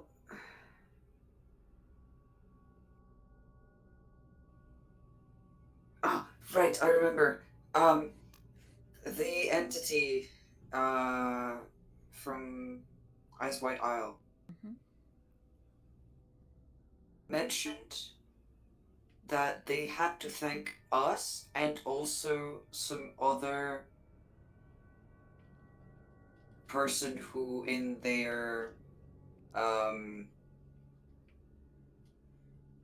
foolishness had helped them escape the isle and now reach the gate that was being opened. They were very adamant about like a gate being open, a gate finally being open, or like it's happening. Is that just the position of the moons and the planes getting close together, or did someone did Arya manage to get a machine to work? It was multiple things, and as I had explained before, Riker had an exploratory party and may have physically interfered with things they didn't understand either.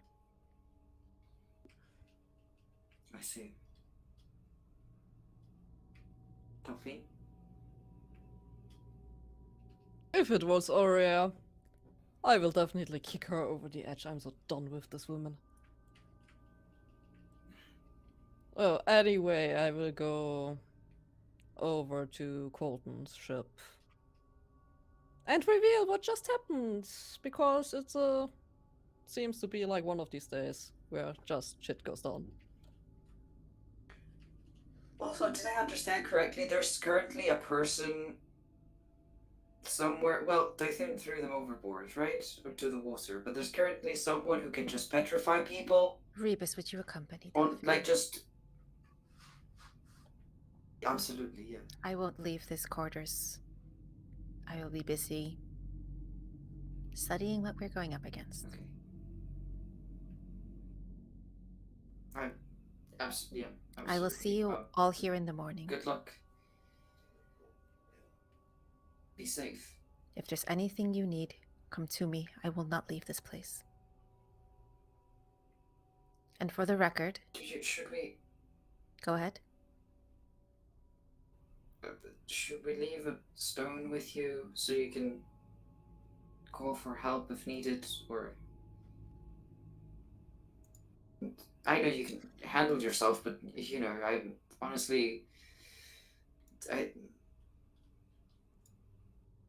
I'm very worried about the whole situation. I think we're in the middle of something already. If I have the means, I will make it very known I am engaged. Okay. And for the record, because I have an inkling of what we are to face, because it is something that has been affecting me, and because my approach is to fight back and not sit down quietly about it, I apologize for putting you in the crosshairs. But I can think of no better people to join me against it. No need to apologize. We stick together. Okay. Let's just hope that Let's you go, will not Delphine. regret us having on your side. As long as you, well, at least you don't have that bag anymore. Door close. Fuck you! So, for my understanding, Dythun went out to check on the Unnamed to see if they're safe, and Delphine and Rebus are gonna make sure that the Lyrandar people get up on the airship to be safe up there. Is that correct? Mm-hmm. All right. I think so, yeah. As the party goes about that, Rayn, you remain in your room, continue reading diagrams and graphs all over pages, notes from various researchers about all kind of minor, almost incursions of Zoriat over what you think the past 9,000 years of time are documented here. Written, translated from a variety of resources into your native language, but you can read from the text that they were originally written in different languages. There's probably things that got lost in translation. But there is one thing that keeps repeating in all these reports, all this study material. Always that motive of gates becoming eyes. And you remember the times that that entity told you that exact same phrase. And you continue reading for the night in this macabre literature. I will read, and when sleepiness takes me, Rayn will take the book to bed, and, the time-honored university tradition of learning through osmosis. If the book is on your person, on your pillow, the knowledge will transfer through. Absolutely. Always served me well. I got good grades when studying in that way. To fast forward a few things. The Unnamed family is safe, as Dythun finds out. They are okay. And also the remaining Lyrandars, when informed, will make their way back up to the airship. So eventually, also, all of you would hear from High Prince Ryger that his guards are dispatched throughout Regalport to keep an eye out for any further incidents. And so far, none further have been reported. So eventually, a sense of quiet comes upon you in the night, allowing all of you to get a long rest before you rejoin and gather in High Prince Ryger's throne room. And I gotta roll a 1d6 for a certain one. Hey, 5 charges. +1. Oh, sweet. We move from after this eventful night to the point where all of the party are gathered in High Prince Ryger's hall, throne room, together with the Unnamed family, who have come here for breakfast together before they leave. The Lyrandar family is here as well, and Colton, Brightwind, and his daughter Tharif are also here. The news about last night's events has spread through all these people here, and it is one of the main topics of conversation as you take in your breakfast. Eventually, High Prince Ryger says, "Let these events not overshadow what has been built here. Estranged members of one family brought back together under a united banner.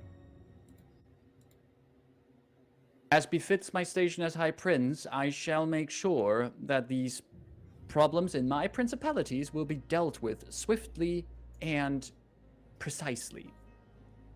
And I shall not hinder any further alliances being forged on my waters. And of course, the Lyrandar delegates are free to leave whenever they desire to leave.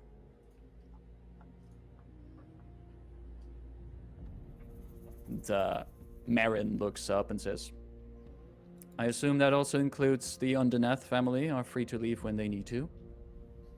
To which the High Prince says, of course. Though, if you want to help in this endeavor, and Marin just looks over at Rayn, who, how does Rayn look after this night of sleeping and studying? Rayn looks like only 90% her usual fabulousness.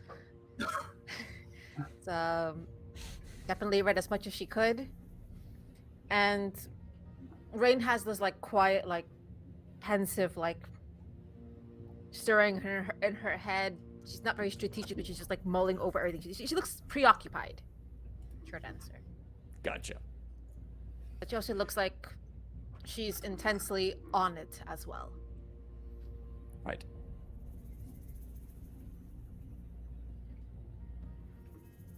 Delphine, your father also quickly looks at you, and I was just to double check in with you, Delphine, even after last night's ruckus. Was there still something that you left under his door last night? Mm-hmm. All right. That happened like before all that happened. Gotcha. Just making sure. And he looks at you, and there's a bit of a knowing look to how he looks at you across the table. And then Leowyn says,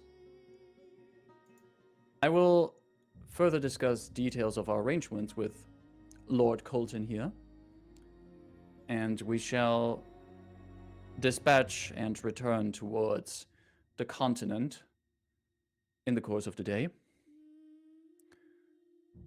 I shall take at least the majority of my family with me, though I cannot speak for all of them. And he looks at Delphine and at the party in general.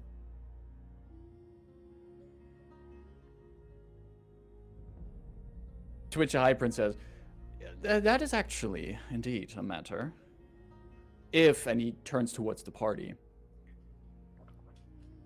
if last night's events have inspired you to aid the principalities in more ways and maybe make up for the fact that you burned my orrery, you are more than welcome to remain guests of my household.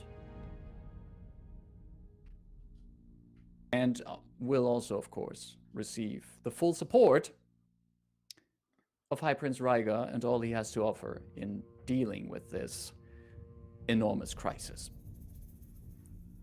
Which I'm totally capable to handle, he says, as he looks at Colton, who's also at the table. I think if the matter is so urgent, how it sounds like, and as showing itself as very urgent, then we might not stay that long here. So though we might need all the help that we could get to at least get to the place where we need to go.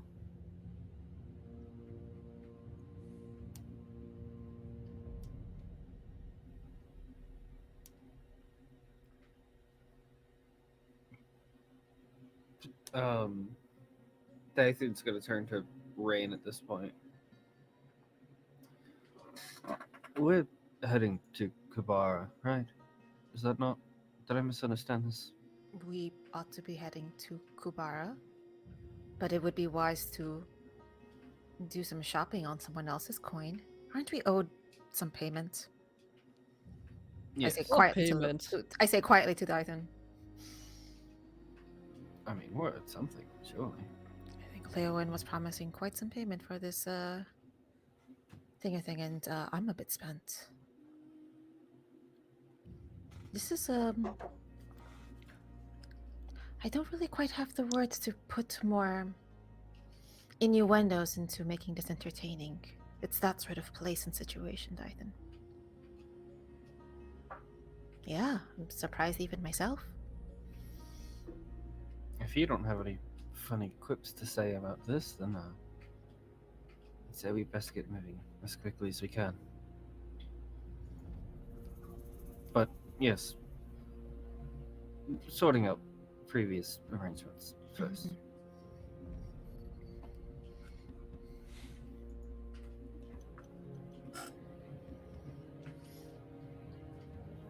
You are free, of course, to make this choice yourself, but I would very much appreciate it if these competent freelancers would stay a little bit for helping me out in this, the prince says. Rayn stands up and in a loud voice says,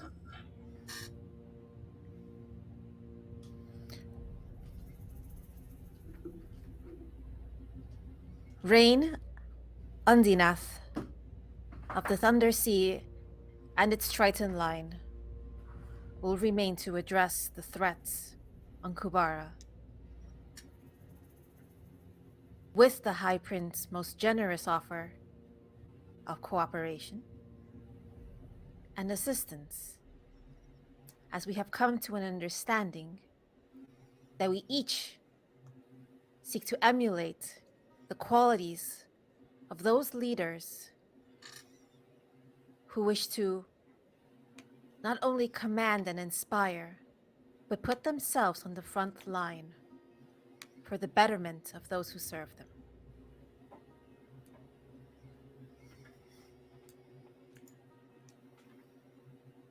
The prince looks at you while you speak, fully understanding not just the things you're saying with your words here, and you also feel the eyes of your mother on you, who has the hint of a smile on her face. The prince says, I gracefully accept this offer, and I shall pledge my efforts to this and support the message that Rayn Undinath of the Thunder Sea brings across here. My material and logistical support, and of course, where necessary, further support, is with this endeavor.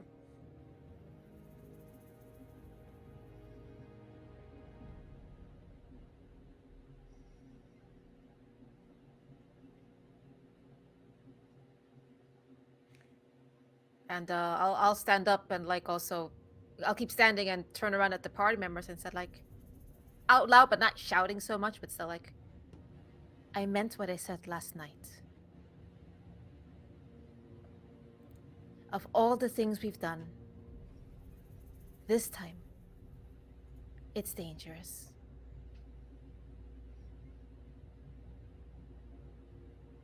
And I'll come back to saying loud, nice and loud and boisterously, who will join me?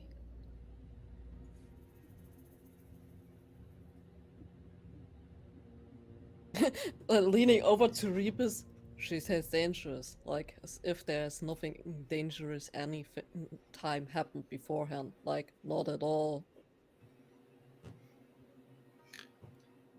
Dythun's Well, gonna stand to up. be honest, Miss Delphine, I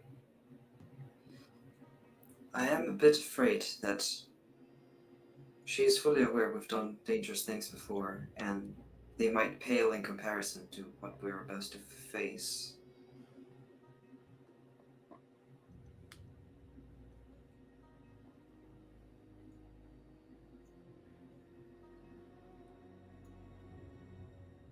Dythun? He's just gonna like stand up, standing with Rayn in this, and kind of like look at the other two, and like kind of like. Yeah, no, of course. I get up, join the group. You know, I'm in. Delphine will just keep sitting. Because, like, yeah. She doesn't feel Yeah, like this- making the heroic stand. But who is with us, truly? Who is... as I direct this to Delphine. Who is coming? I don't get what you mean. If I look over, how are the other Lyrandars looking? Anticipating.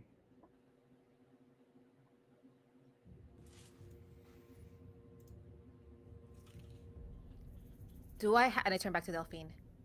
Do I have the weight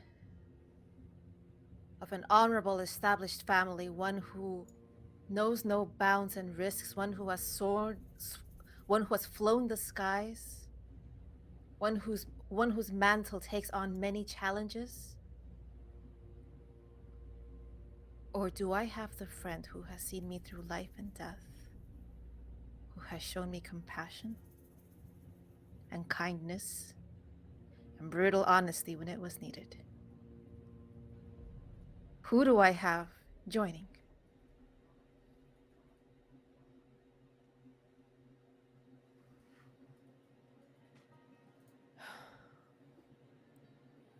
You know, I wouldn't join you just out of fun.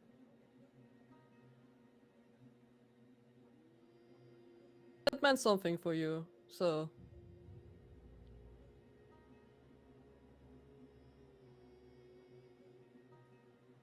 I'll say out loud but not too booming. I guess I have the latter.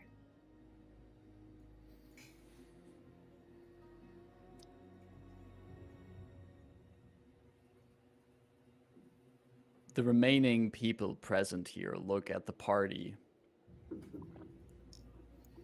assigning themselves to this task. Some of them nod. Some of them just take in what is happening here. But all of them aware of the dangers that the party might be dealing with soon.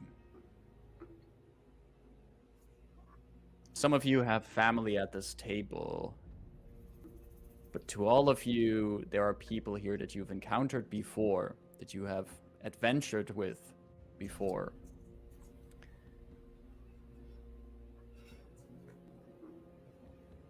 And now they're here at the start of a new and maybe even,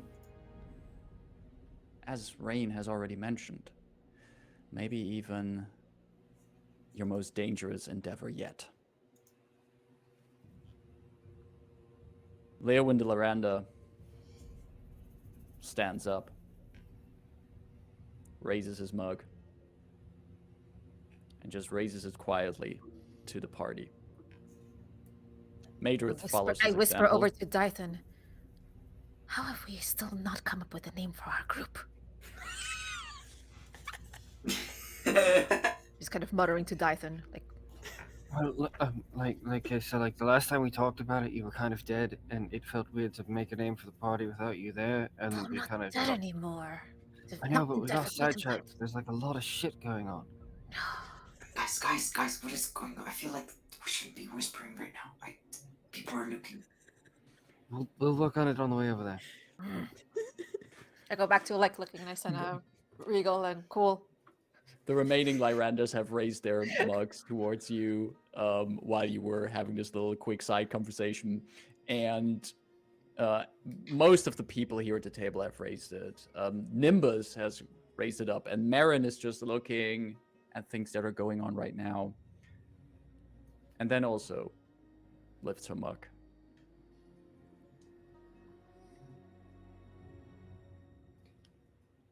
This is super awkward. Yeah, it'd be better if you were standing. No, not that. High Prince Ryga finally also stands up, raises his mug. Indeed! Let's raise our mugs to these formidable freelancers that grace the principalities. 3 cheers to the The formidable freelancers, Dythun? That's No, I don't like that. notice. I don't like that. About the fool's errand. Quite honest. I like It would be better if- Rainstorm. See, I was thinking rainfall because you fell, but that seems a little Yeah, but falling doesn't ill-mannered. phase us. Oh, so we're just completely irreverently whispering. Hmm.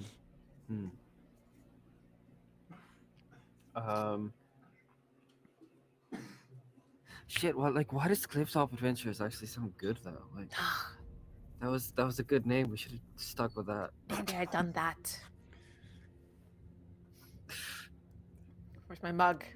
And there's just an awkward raising of mugs at this point, and some glances are exchanged, and What about the fearless freefallers? We'll workshop it. and you Are we really deciding this now? I feel like To us. Well, apparently I was dead, and that was inconvenient for all of you. very, yeah. Actually, A little bit inconvenient. also, are we doing this alone? We're all gonna die. We're just 4 people. Where are all these powerful people? Not like, are they joining, or are they just like cheering for us and then like doing our death? How Your does voice this is work? getting louder, that Rebus. I don't understand the high society rules. with that strange moment that has come together here, the party getting ready on the verge of the next adventure, stage whispering to each other. One thing that everyone is clear about is that these formidable freelancers are on the Still not it. on the threshold of their next adventure, straight after weathering the storm of this one, before they will set foot into the eyes of madness. Dythun. I have one last thing, just as this inevitably breaks up and people start leaving, Dythun wants to go over to Marin to say one last thing before she departs. And just When we first met, I told you you had very heavily underestimated your daughter. And I hope that by now that's evident.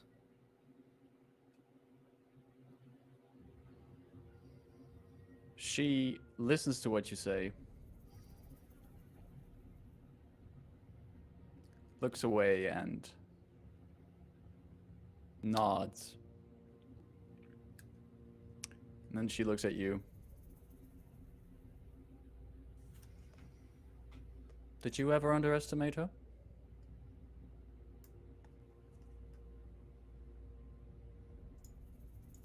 I don't think so. I have a lot of faith in her, and I think it's well placed.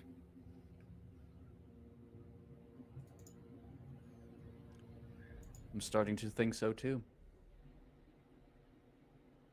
And About Marin what it underneath nods and then wanders off together with her son. As we are wrapping up today's session and this chapter of the Convergence Manifesto. You know the We're all golden gonna rule? die. Don't name yourselves, you get named. So come on, party. I'm not Listen, ready you were for this dead blood last hero stuff.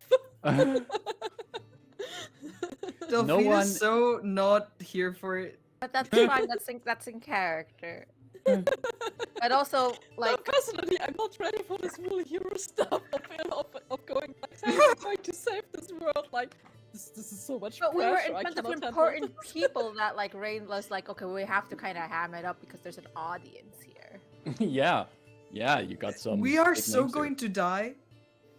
Yes. Also, excuse me, all of these like powerful, noble people who like some may or may not be able to fight, who have like commanded armies, who have done all these things, and they're just like, yep, They can do it. I'm leaving. Bye. Welcome to every single video game Your plot. problem now. I mean, that's the whole thing about like, you know, solving this kind of problems. It's not the powerful people that do it. Never. Are you? Let Am the I- kids handle it. Am I understanding correctly that you want to have Darian with you on this? I mean, No. Maybe? When I don't know. Ariel Maybe was he'll saying like the occasion. amazing cool people who led armies and stuff, I don't think Darian was the first one in mind. No. Mommy, you want mommy on your side. I do love Darian, but you know. He is a nice person, like in general. Oh, he just tried to kill you. He just tried to kill us once. That's beside the point. That's why I get Less so much than more grief. people, less than other people. And Delphine will at some point rub it into his face again, and since he still has that favor token. You think all this torture from Rayn has been? That's been the whole point. Alrighty. I need Oh God. potions. I need some Yeah. components. Yeah, and Like this wolf I thing need of to like get a new weapon. heroes with legendary weapons. Yes, we don't have that. We are enabled one, we don't have two. Yeah, no. We're fucked. mm, We're going to Mm. Beholderland. Ida calls Zoria. We're going if to need only, if only you had an item that actually came from a realm of legends and fables. Hmm. Yeah, we have weird. we have one legendary weapon, singular. One. We have actually kind of like three. One is burned, the other one is halfway functioning, and one is fully functioning. So you're going So to Alright, reduces well, I us to guess I'll one. have a video call. Rebus will have a video call with Tuvok Tool to like fix the Quintessence engine, like remotely. Yeah, you know. something. exactly. Yes, I am looking forward to pit all of you against what is going to be ready for you in the next chapter of this. We're a wrapped up level up? today's. Who knows? We'll find out if you I- level up. I And feel like there we is need this a- level up. There would be surely reasons to be more powerful before the next adventure, don't you think? But Yeah. on the other hand, the next adventure is more challenging if you're not more powerful. So, for the sense of drama It and already sounds terrifying. or Marcus, in the sense of yes, you level up, level 8. Here you go. thank you. You At are at indeed. some point, I was kind of convinced that you would just say, "Yeah, fuck you. You're not getting that level." No, you are indeed leveling up to level 8. That is, I think, considering the threats ahead of you, the least I can do for you. And That means Marcus Yes, is going thank you. ham. It went from deadly to hard. so, Yes. yeah. But we're going to see in the next chapter how the characters are going to make use of that next level up. It's a beholder with each stalk being a mini beholder. Oh, what a What? Which would delightful be kinda idea. cute. Behold reception. Oh, Behold. that is delightful. That goes in the notebook. Beholder that got thrown into the fractal dimension. It's a fractal beholder. Behold the beholder being held by her. You know, I read a lot about Shield Master Feed and how OP it is. Maybe I should pick that. But We it's gonna are. be a while Yeah, till watch we me play again. Google Yes, how we to are. break a barbarian. We are for now going to slowly wrap up here for today. We'll be taking some time off between today's session and the next chapter of our adventure. So keep an eye out on our socials for the next date. Generally, if you hung out with us here today and you liked what we saw, first of all, thank you for being here. If you like today's game, feel free here on Twitch to subscribe and follow us. If you happen to have, for example, a Prime subscription lying around that you're not using, we'll gladly take it. And otherwise, you can also find us on our socials. Links down below you can find a link to our Discord channel where you should definitely come with us because Serial has yet again put an amazing little doodle into our Convergence Manifesto chat there on the Discord. And you should also come there to just chat with us, share memes, and see what other cool stuff we're up to. Also, there's a link to our Twitter where you can follow us and also see when we go live and other things that we'd like to share there on Twitter. And all of our VODs and videos can be found on our YouTube channel, which is youtube.com/Horde of Tales, where you can find all the VODs of not just this campaign, but any other game that we run on this channel, and also fun little shorts, which illustrate amazing highlights. For example, how, we have mommy and daddy things going on here in this game, and you should definitely check those out there. What you should also definitely do later this week is on Thursday, we're back here on the channel with our Ether game run by Angela, with our fantastic adventures in Seekers of the Heart. And you can join us for that at the same time here on Thursday, where we'll be continuing the adventure with an amazing crew with fantastic characters and in a super cool rule system of Ether. That's everything for now here from our end. Just quickly going around the table, any other final quick announcements for today from anyone else? Anyone got some before I go bleh? Yeah, I don't know how relevant it is, but the long night of the video games, the Lange Nacht der Computerspiele, is coming up on the 13th, Saturday, here in Leipzig. So if you happen to be around Leipzig and you can, come by, it's a really cool event. It's in the university, and basically it's open almost the whole day until 11 p.m. at night, and you can play all kinds of games. You can, from arcades to like VR stuff. There's talks, there's different booths with interesting people, and there's a small artist alley where I will be sending my stuff. But the entire event is really fun, so check it out. Go play some Pac-Man or something. I don't know. No, absolutely. I posted a link to the website in chat, so if you happen to be around Leipzig, Germany for that, check it out and say hello to Serial. Let's see. On Friday, catch me at Manipot Studios. We're going to finish off our Tales from the Loop game, which is featured in GM Evans' 1980s Waikiki Island in New Zealand. Things are getting funky. The bulk of the action will happen in this episode. So think kind of we're teenagers, gonna get into some danger, but like Goonie level danger. It's creepy. It'll be fun. And it's great because the GM has such a connection to this world because that's where they grew up. It's a really nice peek into that sort of world. And on Monday, also on Manipot Studios, we're going to be starting the 3-part finale of our Starfinder campaign, Spaceflix and Kill. This is it. BBEG fight in space. There are lasers. There are spaceships. There's also real chonking dragons, like not dragonborns, dragons, ancient size, who pilot airships. Like how? That's big. This kind of stuff. Space Armada, space stations. Join us at Manifest Studio Monday at 7:30, 8:30 CEST. And don't forget to sign up for Roll for Good. The signups are closing Thursday, I dare say. If you want to be a player in one of 6 games.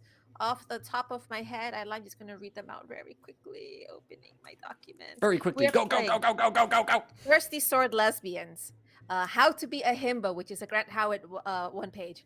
Morkborg, How to be a Hero, which is actually a TTRPG system created by a German broadcasting television company.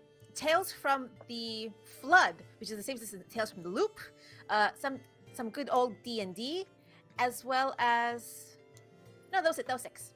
Yay! Want to play one of these 6 games? Sign up at Roll for Good on Twitter with the link, and you might be considered. We are prioritizing people of color. We are prioritizing LGBTQIA plus people, women, femme, neurodivergent, disabled, outside the U.S. because it's primarily a EU-UK community.